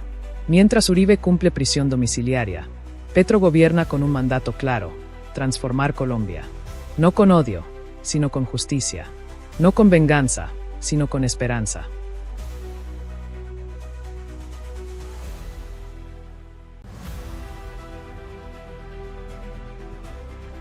Álvaro Uribe, el ascenso al poder, la presidencia de la seguridad democrática. El año 2002 fue un punto de inflexión en la historia reciente de Colombia. El país vivía uno de sus momentos más oscuros. Las Fuerzas Armadas Revolucionarias de Colombia controlaban más del 40% del territorio nacional, el secuestro era moneda corriente, el narcotráfico financiaba guerrillas y paramilitares, y el Estado parecía al borde del colapso institucional. El gobierno de Andrés Pastrana, que había apostado por la negociación con las FARC en la zona desmilitarizada de El Caguán, fue percibido como un fracaso. Las FARC no solo no se desmovilizaron, sino que fortalecieron su estructura militar, realizaron ataques simbólicos y expandieron su dominio territorial. La frustración ciudadana llegó al límite. En este contexto de miedo, inseguridad y desconfianza en la política tradicional, Álvaro Uribe Vélez irrumpió como una figura de salvación. Con un discurso claro, contundente y emocionalmente poderoso, prometió acabar con la guerrilla, devolver la seguridad a los colombianos y restaurar el orden. No hablaba de paz negociada, sino de seguridad democrática, una doctrina que combinaba el fortalecimiento del aparato militar, la cooperación con Estados Unidos a través del Plan Colombia, y la legitimación social de la represión como herramienta de Estado. Uribe ganó las elecciones presidenciales de 2002 con más del 53% de los votos en primera vuelta, algo inédito en décadas. Su triunfo no fue solo electoral, fue un mandato popular del miedo. Millones de colombianos, cansados de vivir bajo el terror del secuestro, la extorsión y la violencia, vieron en Uribe una figura fuerte, decidida, capaz de imponer el control. Si era un partido tradicional, que su propuesta no incluyera reformas sociales profundas, ni que su pasado como gobernador de Antioquia estuviera salpicado por denuncias de vínculos con paramilitares. Lo importante era que prometía orden. Durante sus 2 mandatos consecutivos, desde 2002 hasta 2010, Uribe implementó una política de seguridad que tuvo resultados visibles. La desmovilización de más de 30.000 miembros de las Autodefensas Unidas de Colombia, la muerte de varios jefes guerrilleros como Raúl Reyes, Iván Ríos y Mono Jojoy, y la recuperación de territorios estratégicos. El ejército fue duplicado en tamaño, recibió tecnología de punta, y se convirtió en una fuerza operativa de alto impacto. La Policía Nacional fue reestructurada, y se crearon unidades especiales para combatir el narcotráfico y el terrorismo. Estos logros no pueden negarse. Hubo una reducción significativa de la violencia en términos estadísticos. Disminuyeron los secuestros, los atentados, los desplazamientos forzados y las acciones militares en zonas urbanas. Para millones de colombianos, especialmente en las ciudades, el país se volvió más seguro. Uribe fue aclamado como el presidente de la seguridad, el hombre que le devolvió la tranquilidad al país. Tras de esos resultados, se escondía una verdad incómoda. El costo humano y democrático de esa seguridad fue altísimo. El modelo de Uribe se basó en la militarización de la política, en la estigmatización de la disidencia y en la construcción de un enemigo total. Cualquier crítica al gobierno, cualquier denuncia de abusos, cualquier propuesta de diálogo con la guerrilla, era tachada de apología del terrorismo o de simpatía con las FARC. El espacio democrático se redujo. El debate público se polarizó. La política dejó de ser un escenario de discusión y se convirtió en un campo de batalla moral. Uno de los capítulos más oscuros de su gobierno fue el escándalo de los falsos positivos. Miles de jóvenes, principalmente de estratos pobres, fueron reclutados con promesas de empleo, llevados a zonas de combate, asesinados por soldados y presentados como guerrilleros abatidos en combate. El objetivo: inflar estadísticas de guerra, cumplir con metas operativas y obtener recompensas económicas. Entre 2002 y 2008, se documentaron más de 6.500 casos de falsos positivos, según la Jurisdicción Especial para la Paz. Aunque Uribe negó responsabilidad directa, múltiples investigaciones han demostrado que el sistema de incentivos que él promovió, basado en resultados militares cuantificables, fue el principal factor que generó estas atrocidades. Además, su política de desmovilización de paramilitares fue profundamente controvertida. Aunque se logró que miles de combatientes entregaran armas, el proceso estuvo marcado por impunidad. Muchos jefes paramilitares, como Salvatore Mancuso, fueron extraditados a Estados Unidos por narcotráfico, pero no rindieron cuentas por crímenes de lesa humanidad. Además, las llamadas desmovilizaciones individuales permitieron que muchos miembros de las AUC se reintegraran sin confesar sus crímenes, lo que facilitó la reorganización de sus estructuras en nuevos grupos armados, los BACRIM, bandas criminales. El poder de Uribe no se limitó al ámbito militar. Extendió su influencia sobre las instituciones civiles. El Departamento Administrativo de Seguridad, bajo su gobierno, se convirtió en un aparato de espionaje político. Se espió a senadores, jueces, periodistas, activistas y líderes sociales. La Corte Suprema de Justicia, la Fiscalía, los medios de comunicación independientes, todos fueron objeto de seguimiento, infiltración y presión. El caso más notorio fue el del chuzadero del DAS, que reveló una red sistémica de interceptaciones ilegales contra figuras de la oposición, entre ellas Gustavo Petro. Uribe no solo toleró este sistema, lo protegió. Cuando los escándalos estallaron, culpó a malos funcionarios, pero nunca asumió responsabilidad institucional. Sus defensores argumentan que no ordenó personalmente los espionajes, pero omiten que gobernó un estado donde tales prácticas eran posibles, incluso incentivadas. Otro aspecto clave fue su relación con el Congreso. Durante su gobierno, se desató el escándalo de la parapolítica, que reveló que cientos de congresistas habían sido elegidos con el apoyo de paramilitares, o que habían concertado con ellos para controlar territorios. Aunque Uribe afirmó que no tenía conocimiento de estos vínculos, múltiples testigos, incluyendo exjefes paramilitares, señalaron que su campaña y su gobierno contaron con el respaldo logístico, financiero y de seguridad de grupos ilegales. El caso de su primo, Mario Uribe, condenado por vínculos con paramilitares, fue un símbolo de esta complicidad estructural. En lo económico, el modelo uribista se basó en la apertura comercial, la explotación de recursos naturales y la atracción de inversión extranjera. Se firmaron tratados de libre comercio con Estados Unidos, la Unión Europea y otros países. Se promovió la minería a gran escala, la agroindustria y la expansión de infraestructura. Hubo crecimiento económico, especialmente en sectores urbanos y empresariales.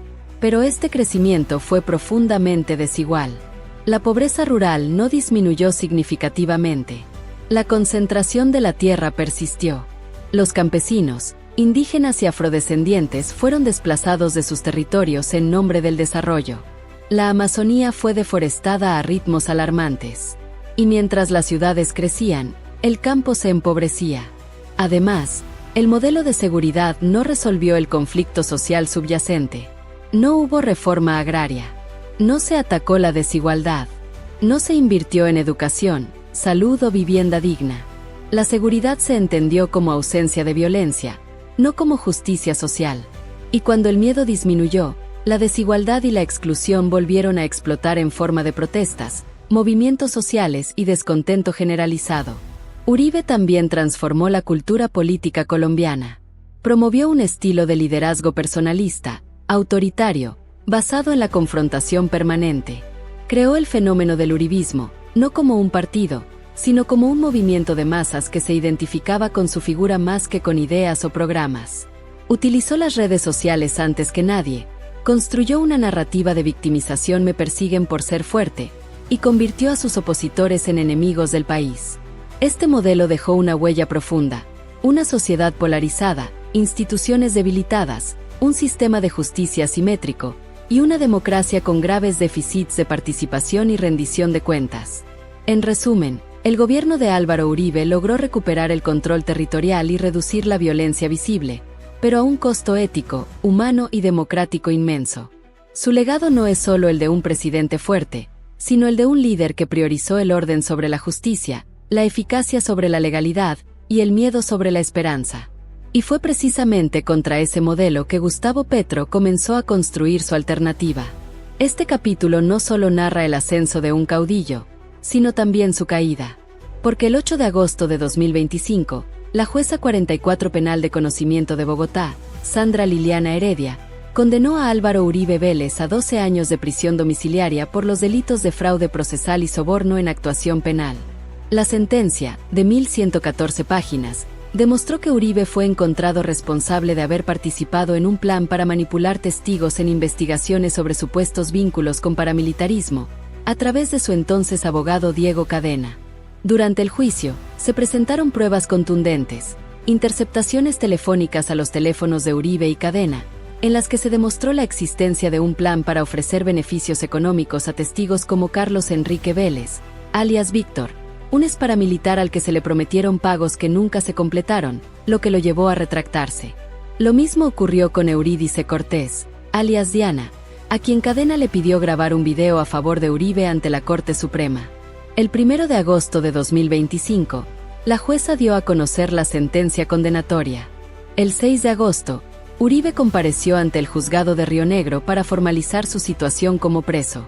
En un video publicado en redes sociales, afirmó que ya cumplía con la detención domiciliaria desde el viernes 1 de agosto, y que, con la identificación de preso, continuaría y aumentaré la lucha para que Colombia en 2026 derrote a la naciente mordaza neocomunista, porque si se consolida, acabará con la nación. Su reacción al fallo fue de rechazo absoluto. Acusó a la jueza de tener ánimo político, de maltratarlo y de actuar con animosidad contra su defensa.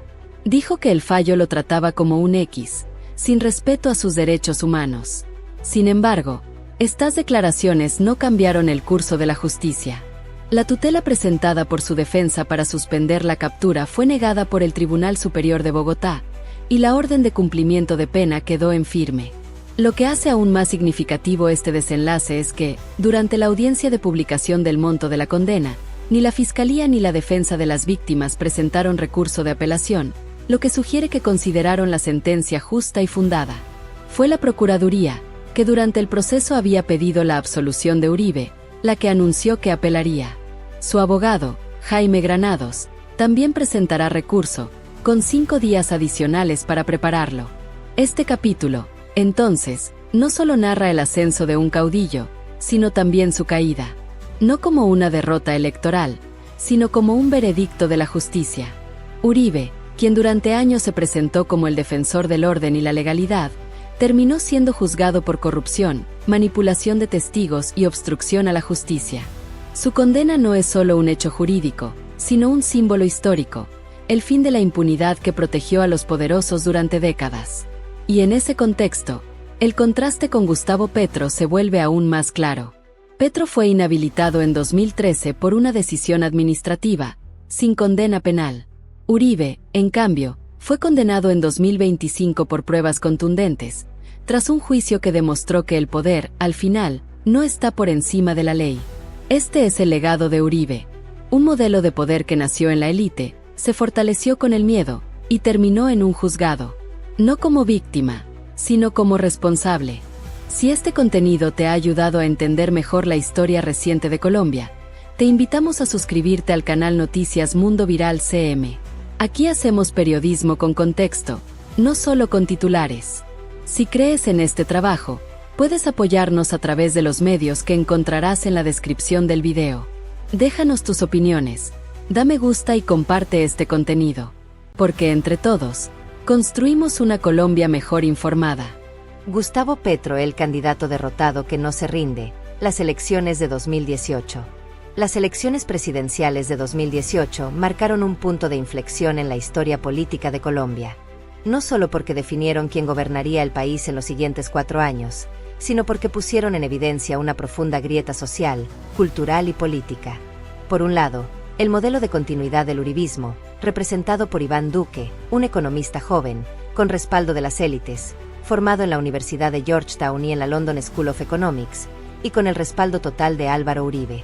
Por el otro, una propuesta de transformación histórica encarnada en Gustavo Petro, el exguerrillero, el exalcalde inhabilitado, el senador incómodo, el hombre que había sido marginado, perseguido y desacreditado durante décadas, pero que, una vez más, se presentaba como candidato a la presidencia. Este no era su primer intento. Ya en 2010 había llegado a la segunda vuelta, donde fue derrotado por Juan Manuel Santos. Pero en 2018, Petro no solo volvió, regresó más fuerte, más claro, más necesario. Su campaña no fue una repetición del pasado, sino una evolución. Hablaba no solo de justicia social, sino de cambio climático, de paz total, de reforma agraria, de transición energética, de soberanía nacional y de democracia participativa. Su discurso ya no era solo de denuncia, sino de propuesta concreta, técnica, ambiciosa. Además, esta vez, Petro no iba solo. Lideraba una coalición amplia, el Pacto Histórico, una alianza inédita que unía movimientos sociales, sindicatos, indígenas, afrodescendientes, feministas, ambientalistas, jóvenes, sectores del campo y parte de la clase media urbana. No era un partido tradicional, sino un movimiento ciudadano, una articulación de fuerzas que hasta entonces habían sido excluidas del poder. Petro se convirtió en el vehículo de una esperanza colectiva, la de que Colombia podía cambiar sin violencia, a través del voto. La campaña de Petro se desarrolló en un contexto de profunda polarización. El uribismo, liderado por Álvaro Uribe desde el Senado, lo presentó como una amenaza existencial. Lo comparó con Hugo Chávez, con Nicolás Maduro, con el castrochavismo. Lo acusó de querer destruir la economía, entregar el país a la guerrilla, acabar con la propiedad privada e imponer una dictadura. Los medios afines al establishment repitieron este mensaje una y otra vez. La campaña de Iván Duque se basó, en gran medida, en el miedo al socialismo, al caos, a la pérdida de estabilidad. Petro, en cambio, apeló a la esperanza. No negó los errores del pasado, ni idealizó los gobiernos de izquierda en América Latina, pero argumentó que Colombia no podía seguir por el mismo camino. Denunció la corrupción sistémica, la desigualdad extrema, la exclusión del campo, la destrucción ambiental y la impunidad de los poderosos. Propuso una refundación del Estado, no desde el autoritarismo, sino desde la democracia profunda. Sus propuestas eran audaces: reforma agraria efectiva, con redistribución de tierras ociosas y apoyo al campesinado, sistema de salud público, universal y gratuito, acabando con la intermediación de la CPS, pensión pública digna, con inclusión de trabajadores informales, educación superior gratuita en instituciones estatales, transición energética hacia fuentes limpias, con moratoria a la exploración de nuevos yacimientos de petróleo y carbón, y paz total, negociando con todos los grupos armados y legales para acabar con la violencia estructural. Lo que sorprendió fue que estas ideas, tradicionalmente vistas como radicales o utópicas, comenzaron a resonar en sectores que nunca habían votado por la izquierda: jóvenes universitarios, clase media urbana, mujeres, artistas, intelectuales. Petro no hablaba como un líder carismático que prometía milagros, sino como un técnico político con visión de Estado. Usaba datos, estadísticas, análisis históricos. Sus discursos eran largos, densos, pero claros. No simplificaba, explicaba. Y el país comenzó a escuchar. En la primera vuelta, Petro obtuvo más de 8 millones de votos, el mayor respaldo electoral que jamás había tenido la izquierda en Colombia. Quedó en segundo lugar, detrás de Iván Duque, y avanzó a la segunda vuelta. Fue un terremoto político. Por primera vez, un candidato de izquierda llegaba a la instancia final de elección presidencial. Millones de colombianos, especialmente jóvenes, salieron a las calles a celebrar. Era la confirmación de que el país estaba cambiando. Pero la segunda vuelta fue brutal. Uribe intensificó la campaña del miedo. Acusó a Petro de ser un peligro para la democracia, de querer copiar Venezuela, de desarmar al Estado. Los medios privados, en su mayoría, dieron cobertura desproporcionada a los ataques y minimizaron las propuestas de Petro. Además, se reactivó el tema de su pasado en el M-19, aunque Petro siempre lo había reconocido y justificado en el contexto del conflicto armado y la exclusión democrática. El resultado final fue contundente. Iván Duque ganó con 54% de los votos. Petro obtuvo 42%. Una diferencia significativa, pero también un récord histórico para la izquierda. Pero más allá del resultado, lo que quedó fue una certeza: la izquierda ya no era marginal. Petro había logrado lo que muchos consideraban imposible: construir una alternativa política legítima, ética y programática, capaz de movilizar a millones sin caer en la demagogia ni en la violencia. Y lo hizo con una coherencia que impresionó incluso a sus críticos. Durante la campaña, rechazó financiación oscura, no hizo alianzas con caciques regionales, no prometió dádivas ni clientelismo. Su equipo estuvo compuesto por académicos, exfuncionarios técnicos, activistas y mujeres líderes, como Francia Márquez, quien se convirtió en una figura central del movimiento. Además, Petro demostró una resiliencia política extraordinaria. Derrotado en 2010, inhabilitado en 2013, atacado sin piedad en 2018, podría haberse retirado. Pero no lo hizo. Siguió hablando, escribiendo, recorriendo el país. No se victimizó, sino que convirtió cada derrota en plataforma. Y en ese proceso, cambió la política colombiana. Porque antes de Petro, la izquierda era sinónimo de guerrilla, de violencia, de radicalismo.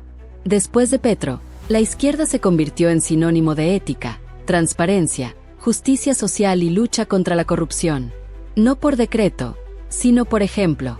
Su derrota en 2018 no fue un fracaso. Fue un paso necesario. Demostró que el cambio no llega de un día para otro, sino con persistencia, con organización, con paciencia. Y, sobre todo, con verdad. Petro no mintió. No ocultó su pasado. No cambió de discurso según el auditorio. Dijo lo que pensaba, incluso cuando era impopular. Y eso generó una legitimidad moral que ningún otro político de su tiempo pudo igualar.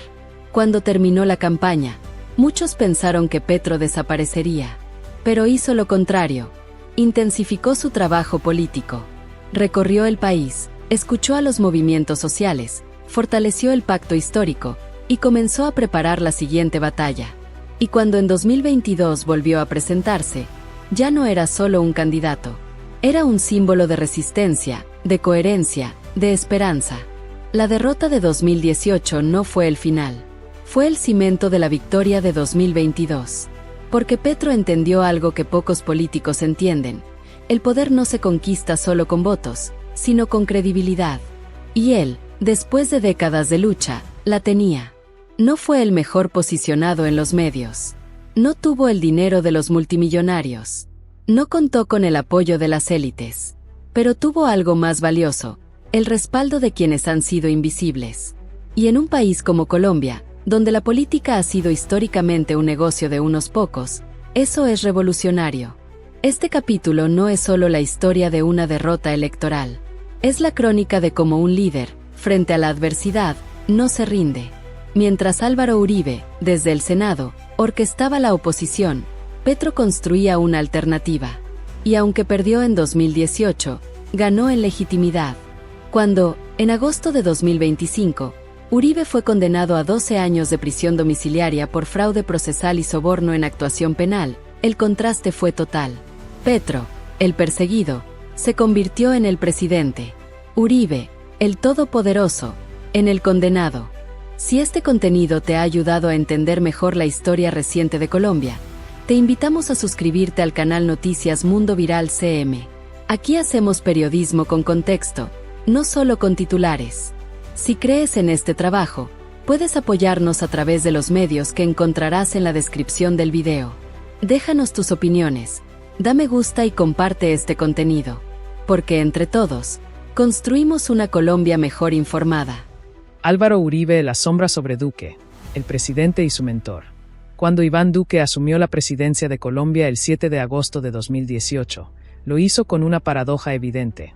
Era el jefe del Estado, pero no el principal tomador de decisiones. Desde el primer día, quedó claro que su gobierno no sería autónomo, sino una extensión del poder de Álvaro Uribe Vélez, su mentor político, padrino ideológico y jefe indiscutible del Centro Democrático.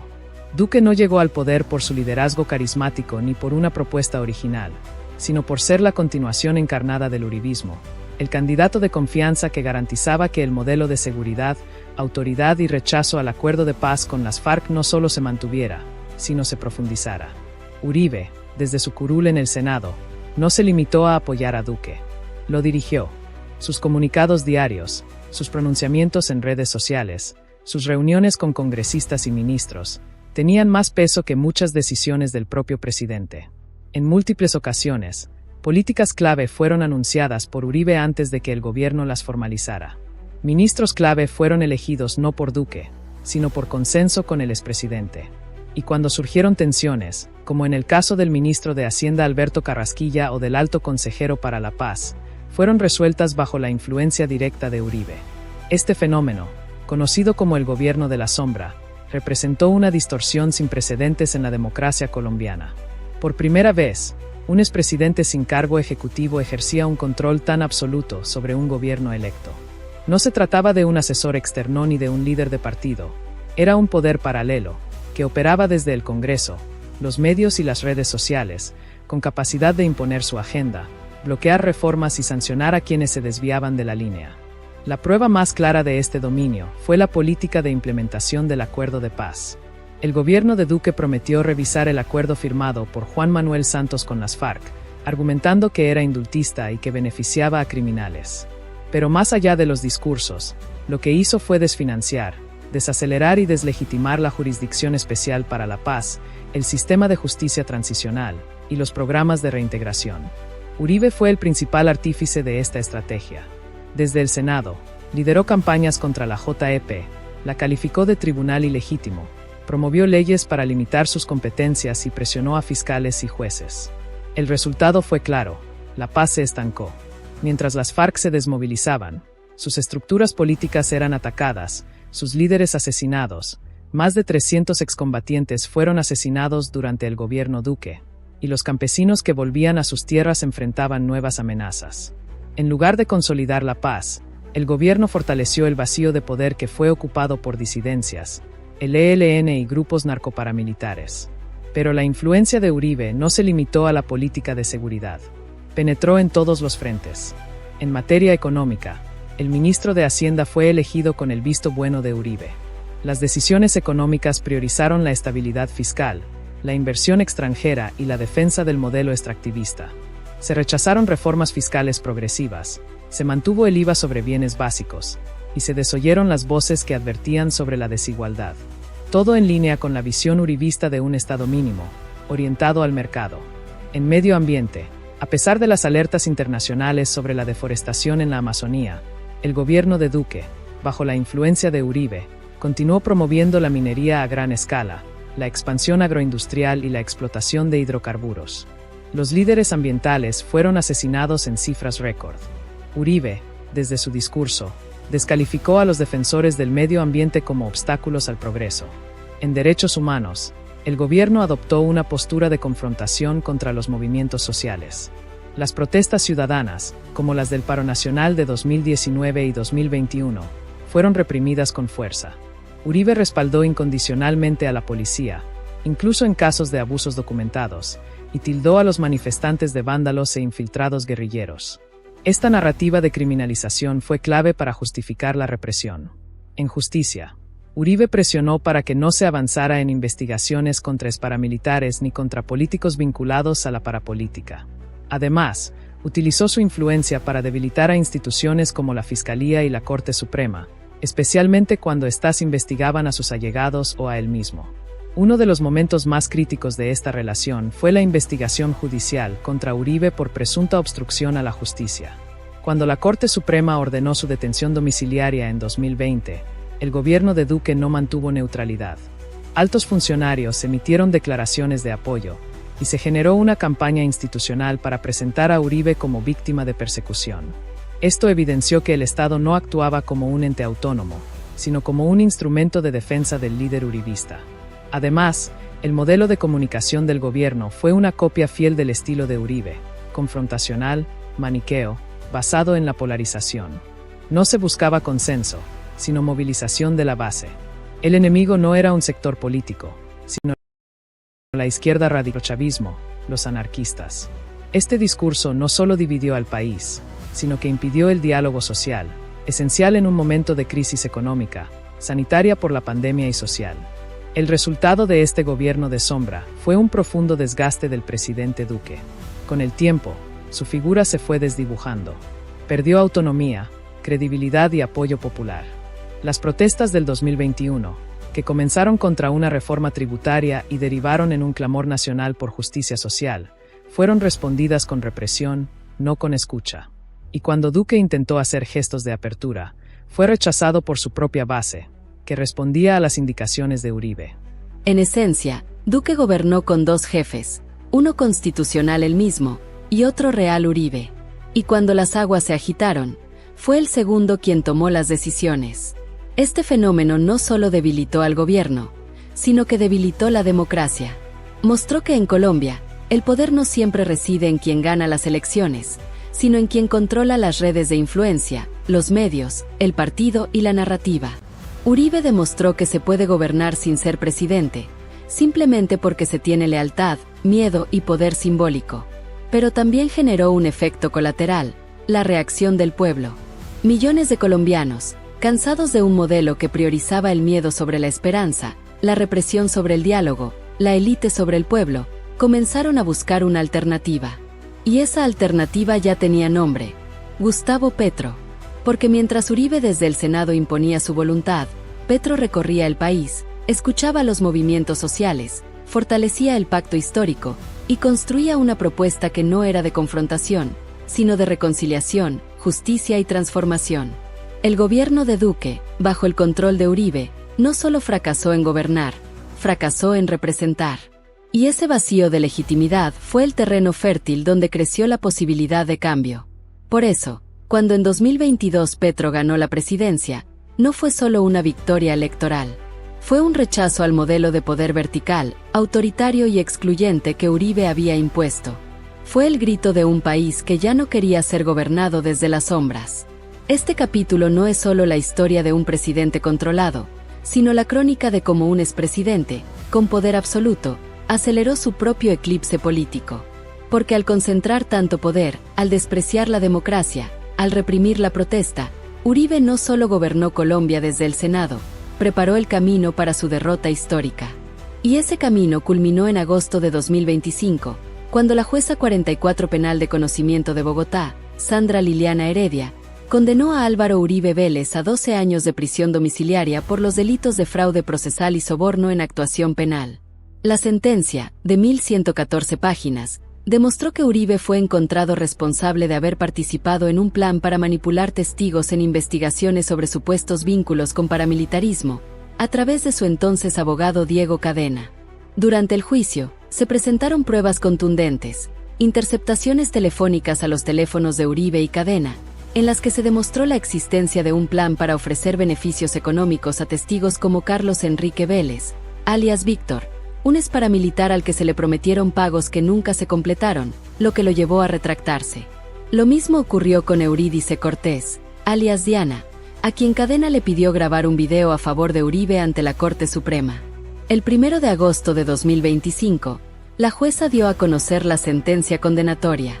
El 6 de agosto, Uribe compareció ante el juzgado de Río Negro para formalizar su situación como preso. En un video publicado en redes sociales, afirmó que ya cumplía con la detención domiciliaria desde el viernes 1 de agosto, y que, con la identificación de preso, continuaría y aumentaré la lucha para que Colombia en 2026 derrote a la naciente mordaza neocomunista, porque si se consolida, acabará con la nación. Su reacción al fallo fue de rechazo absoluto. Acusó a la jueza de tener ánimo político, de maltratarlo y de actuar con animosidad contra su defensa. Dijo que el fallo lo trataba como un X, sin respeto a sus derechos humanos. Sin embargo, estas declaraciones no cambiaron el curso de la justicia. La tutela presentada por su defensa para suspender la captura fue negada por el Tribunal Superior de Bogotá, y la orden de cumplimiento de pena quedó en firme. Lo que hace aún más significativo este desenlace es que, durante la audiencia de publicación del monto de la condena, ni la Fiscalía ni la defensa de las víctimas presentaron recurso de apelación, lo que sugiere que consideraron la sentencia justa y fundada. Fue la Procuraduría, que durante el proceso había pedido la absolución de Uribe, la que anunció que apelaría. Su abogado, Jaime Granados, también presentará recurso, con 5 días adicionales para prepararlo. Este capítulo, entonces, no solo narra el ascenso de un caudillo, sino también su caída. No como una derrota electoral, sino como un veredicto de la justicia. Uribe, quien durante años se presentó como el defensor del orden y la legalidad, terminó siendo juzgado por corrupción, manipulación de testigos y obstrucción a la justicia. Su condena no es solo un hecho jurídico, sino un símbolo histórico, el fin de la impunidad que protegió a los poderosos durante décadas. Y en ese contexto, el contraste con Gustavo Petro se vuelve aún más claro. Petro fue inhabilitado en 2013 por una decisión administrativa, sin condena penal. Uribe, en cambio, fue condenado en 2025 por pruebas contundentes, tras un juicio que demostró que el poder, al final, no está por encima de la ley. Este es el legado de Uribe. Un modelo de poder que nació en la élite, se fortaleció con el miedo, y terminó en un juzgado. No como víctima, sino como responsable. Gustavo Petro, la presidencia histórica. El primer presidente de izquierda. El 7 de agosto de 2022 marcó un antes y un después en la historia de Colombia. Por primera vez en sus más de 200 años de vida republicana, el país eligió a un presidente de izquierda, un exguerrillero, un crítico del modelo tradicional, un hombre que había sido perseguido, inhabilitado, desacreditado, y que, sin embargo, llegó al Palacio de Nariño con un mandato claro: transformar Colombia desde sus cimientos. Ese hombre fue Gustavo Petro Urrego, quien, con más de 11 millones de votos en segunda vuelta frente a Rodolfo Hernández, no solo ganó una elección, sino que encarnó una esperanza colectiva, el grito de un pueblo cansado de la corrupción, la desigualdad, la violencia y la exclusión. Su posesión no fue un acto protocolario. Fue un evento simbólico de magnitud histórica.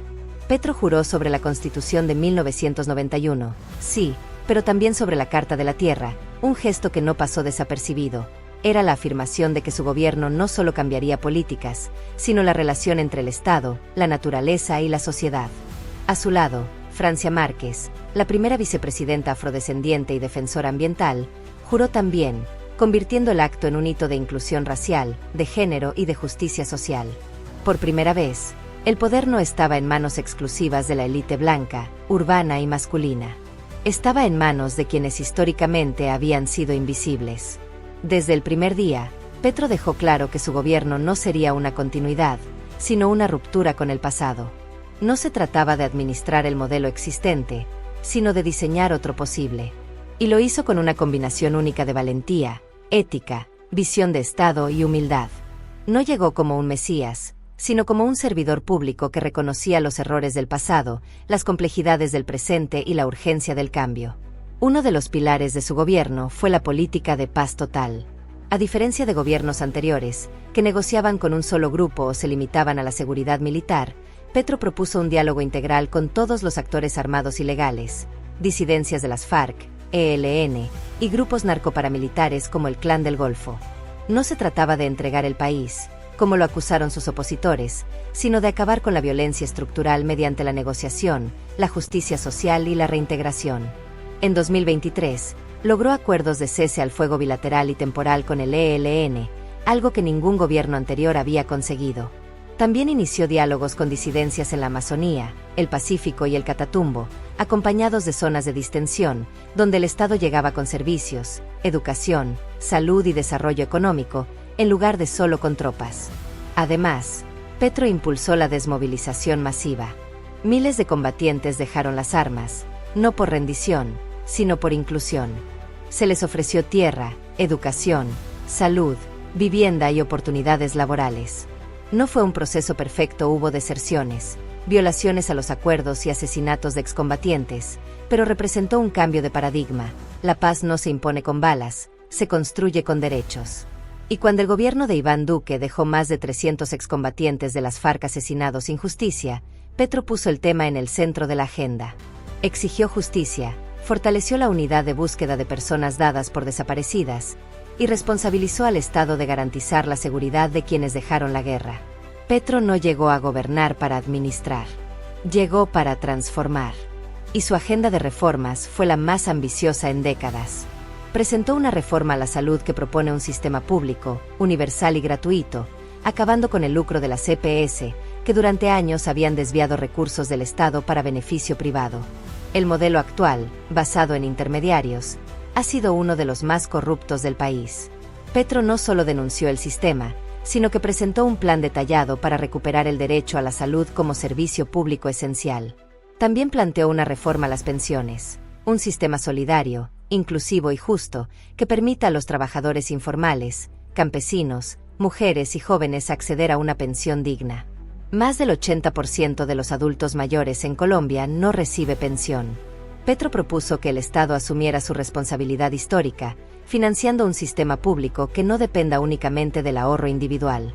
Presentó un plan para reforma agraria, redistribuir tierras ociosas, regularizar predios en zonas campesinas e indígenas, y apoyar la producción alimentaria local.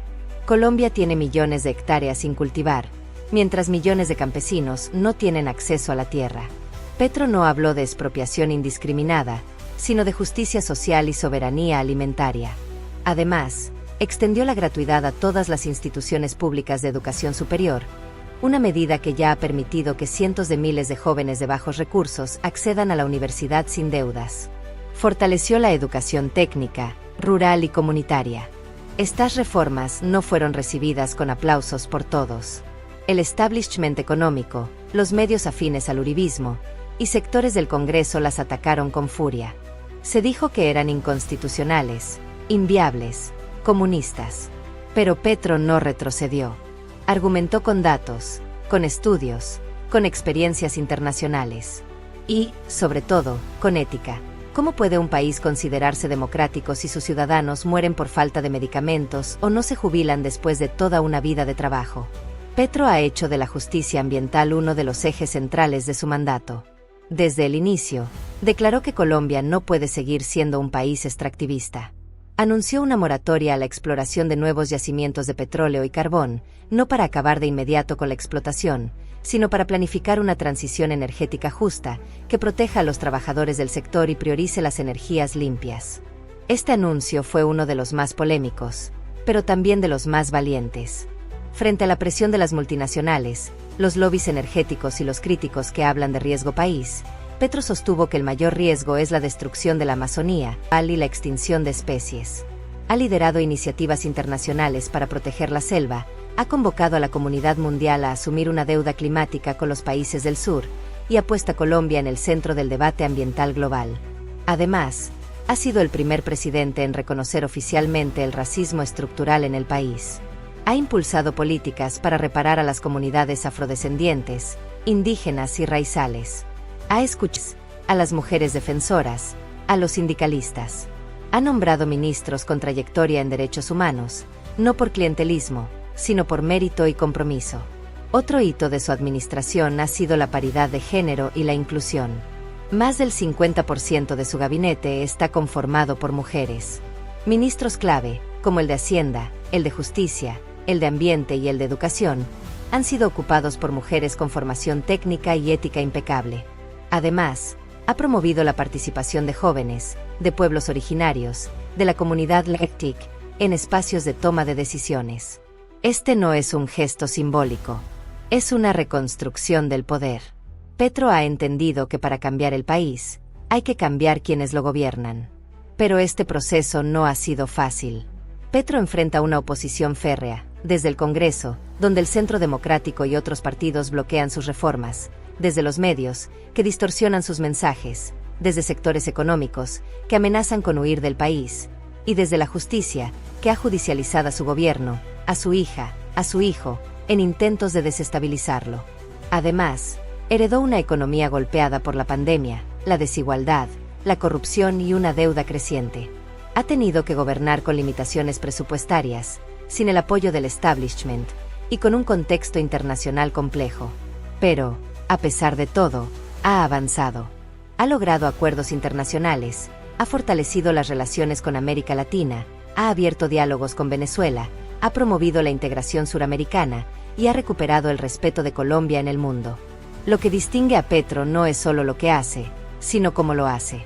No gobierna desde el autoritarismo, sino desde el diálogo. No responde al ataque con más ataque, sino con propuesta. No humilla a sus opositores, aunque estos lo calumnien sin piedad. Ha sido víctima de campañas de desprestigio, de espionaje, de amenazas, y ha respondido con institucionalidad, con respeto a la ley, con madurez política. Y eso genera algo poderoso: legitimidad. Porque Petro no es solo el presidente más votado en la historia. Es el único que ha construido su poder desde la verdad, la coherencia y la resistencia. No llegó por herencia, por dinero ni por corrupción. Llegó por el pueblo, por las calles, por las ideas, por la ética. Y en un país donde la política ha sido sinónimo de mentira, clientelismo y enriquecimiento, eso es revolucionario. Esta historia continúa. Lo que hemos contado hasta ahora es solo el comienzo de una transformación que está en marcha. Si deseas seguir cada capítulo de esta narrativa, si quieres entender cómo Colombia está cambiando desde sus cimientos, te invitamos a suscribirte a este canal, Noticias Mundo Viral CM. Aquí no hacemos titulares, hacemos contexto. No vendemos miedo, contamos esperanza. Si crees en este trabajo, puedes apoyarnos económicamente. Las formas de hacerlo están en la descripción de este video. Cualquier aporte, grande o pequeño, ayuda a mantener este espacio independiente, libre de intereses políticos o económicos. Los esperamos en la próxima emisión. Esta es su voz, su historia. Bienvenido a Noticias Mundo Viral CM. La tierra, el negocio del el negocio del café y la tradición conservadora antioqueña. Su padre, Alberto Uribe Sierra, fue un hacendado, ingeniero civil y político influyente, quien desempeñó cargos públicos importantes, entre ellos el de director del Instituto de Desarrollo Agrario, IDA, una entidad clave en la durante la década de 1960. Su madre, Luz Helena Vélez, provenía de una familia de abolengo, con vínculos estrechos con el clero y la aristocracia local. Este entorno no solo le proporcionó a Álvaro Uribe una educación privilegiada, estudió en el Colegio San Ignacio de Loyola, uno de los más prestigiosos de Medellín, sino también una red de contactos, una visión del mundo y una conciencia de clase que moldearían su futuro. Desde joven, fue formado en los valores del trabajo, la disciplina, el orden y la responsabilidad social, entendida no como redistribución, sino como desarrollo controlado, inversión productiva y estabilidad social. Su formación intelectual se completó en la Universidad de Antioquia, donde estudió Derecho, y luego en la Harvard University, donde realizó estudios de especialización en Administración Pública, financiados por becas otorgadas por el gobierno colombiano y organismos internacionales. Pero fue un evento trágico lo que definitivamente marcó su personalidad política: el asesinato de su padre en 1983. Alberto Uribe Sierra fue secuestrado y posteriormente asesinado por el Ejército Popular de Liberación, EPL, una guerrilla de corte marxista-leninista que operaba en zonas rurales de Antioquia y Córdoba. La muerte de su padre no fue solo una pérdida personal, fue una herida política, una experiencia fundacional que transformó su visión del mundo. A partir de ese momento, Uribe adoptó una postura intransigente frente a la guerrilla, el comunismo y cualquier forma de disidencia armada. Para él, la violencia no era un fenómeno social ni producto de la exclusión, sino una amenaza directa al orden, a la propiedad, a la familia y al Estado de Derecho. Este trauma personal se convirtió en eje de su discurso político. No hablaba de la guerrilla como un actor con demandas sociales, sino como una organización terrorista que debía ser aniquilada. Esta visión, dura y maniquea, resonaría durante décadas en amplios sectores de la sociedad colombiana, especialmente entre las clases medias y altas que temían por su seguridad y su patrimonio. Su entrada formal a la política comenzó en los años 80. Fue gerente de Aerocafé, una empresa del gremio cafetero, donde adquirió experiencia en gestión empresarial y en relaciones con el Estado. Luego fue nombrado director de la Defensa Civil Nacional, un cargo que le permitió intervenir en emergencias, coordinar con las Fuerzas Armadas y proyectar una imagen de eficiencia y control. En 1986 fue elegido senador de la República por el Partido Liberal, una paradoja, dado que su pensamiento era claramente conservador. Sin embargo, en esa época, el bipartidismo aún permitía cierta fluidez ideológica, y Uribe aprovechó el espacio para posicionar sus ideas sobre seguridad, desarrollo regional y descentralización. Pero fue como gobernador de Antioquia, 1995 a 1997, donde Álvaro Uribe consolidó su figura como líder regional y nacional. Su gestión se caracterizó por un estilo de gobierno directo, autoritario y altamente visible. Implementó el programa de orden público, una estrategia que buscaba fortalecer la seguridad mediante la colaboración entre civiles, fuerza pública y redes de información ciudadana. El programa promovía la creación de grupos de autodefensa civil, la instalación de cámaras de vigilancia y la recompensa por información sobre delincuentes. Aunque el gobierno de Uribe en Antioquia fue elogiado por la reducción de la delincuencia y el secuestro, también generó fuertes críticas. Organizaciones de derechos humanos, periodistas y jueces denunciaron que el orden público servía como tapadera para la conformación de grupos armados ilegales, muchos de los cuales tenían vínculos con paramilitares. Se señaló que algunos de los colaboradores civiles eran, en realidad, miembros de autodefensas que operaban con impunidad.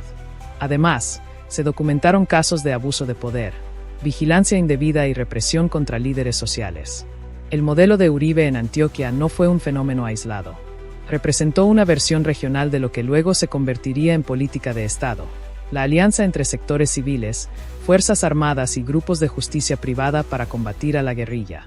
Este enfoque, aunque efectivo en términos de resultados inmediatos, sembró las bases de una profunda crisis de derechos humanos.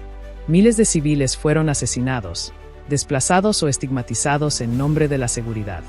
Lo que hizo único a Uribe fue su capacidad para legitimar lo ilegítimo. Supo presentar el paramilitarismo no como una amenaza, sino como una respuesta natural de la sociedad al terrorismo. No hablaba de grupos ilegales, sino de pueblos en resistencia. No condenaba los excesos, sino que los justificaba como consecuencias inevitables de la guerra. Y, sobre todo, construyó una narrativa poderosa, la de un líder fuerte, cercano al pueblo, que no se doblegaba ante la violencia ni ante la burocracia estatal. Durante su gobierno en Antioquia, Uribe también impulsó obras de infraestructura, modernizó la administración pública y fortaleció la inversión extranjera. Fue visto como un gobernante eficiente, modernizador, con visión de Estado. Pero detrás de esa imagen de progreso, persistían sombras, la complicidad con estructuras ilegales, la concentración de poder y la desconfianza hacia los mecanismos de control democrático.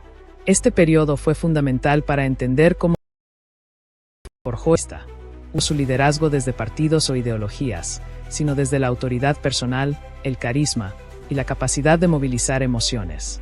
Hablaba directamente a la gente, sin intermediarios, con un tono cercano pero firme.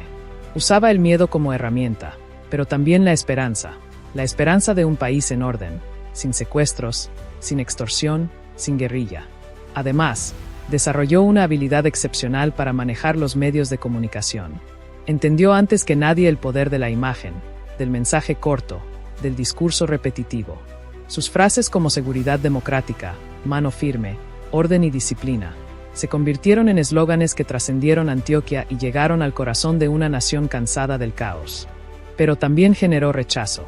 Para sectores progresistas, de derechos humanos y de izquierda, Uribe representaba el rostro más oscuro del conservadurismo colombiano, autoritario, excluyente, cómplice con el paramilitarismo. Su figura polarizó como pocas en la historia reciente. No se trataba de un político más, era un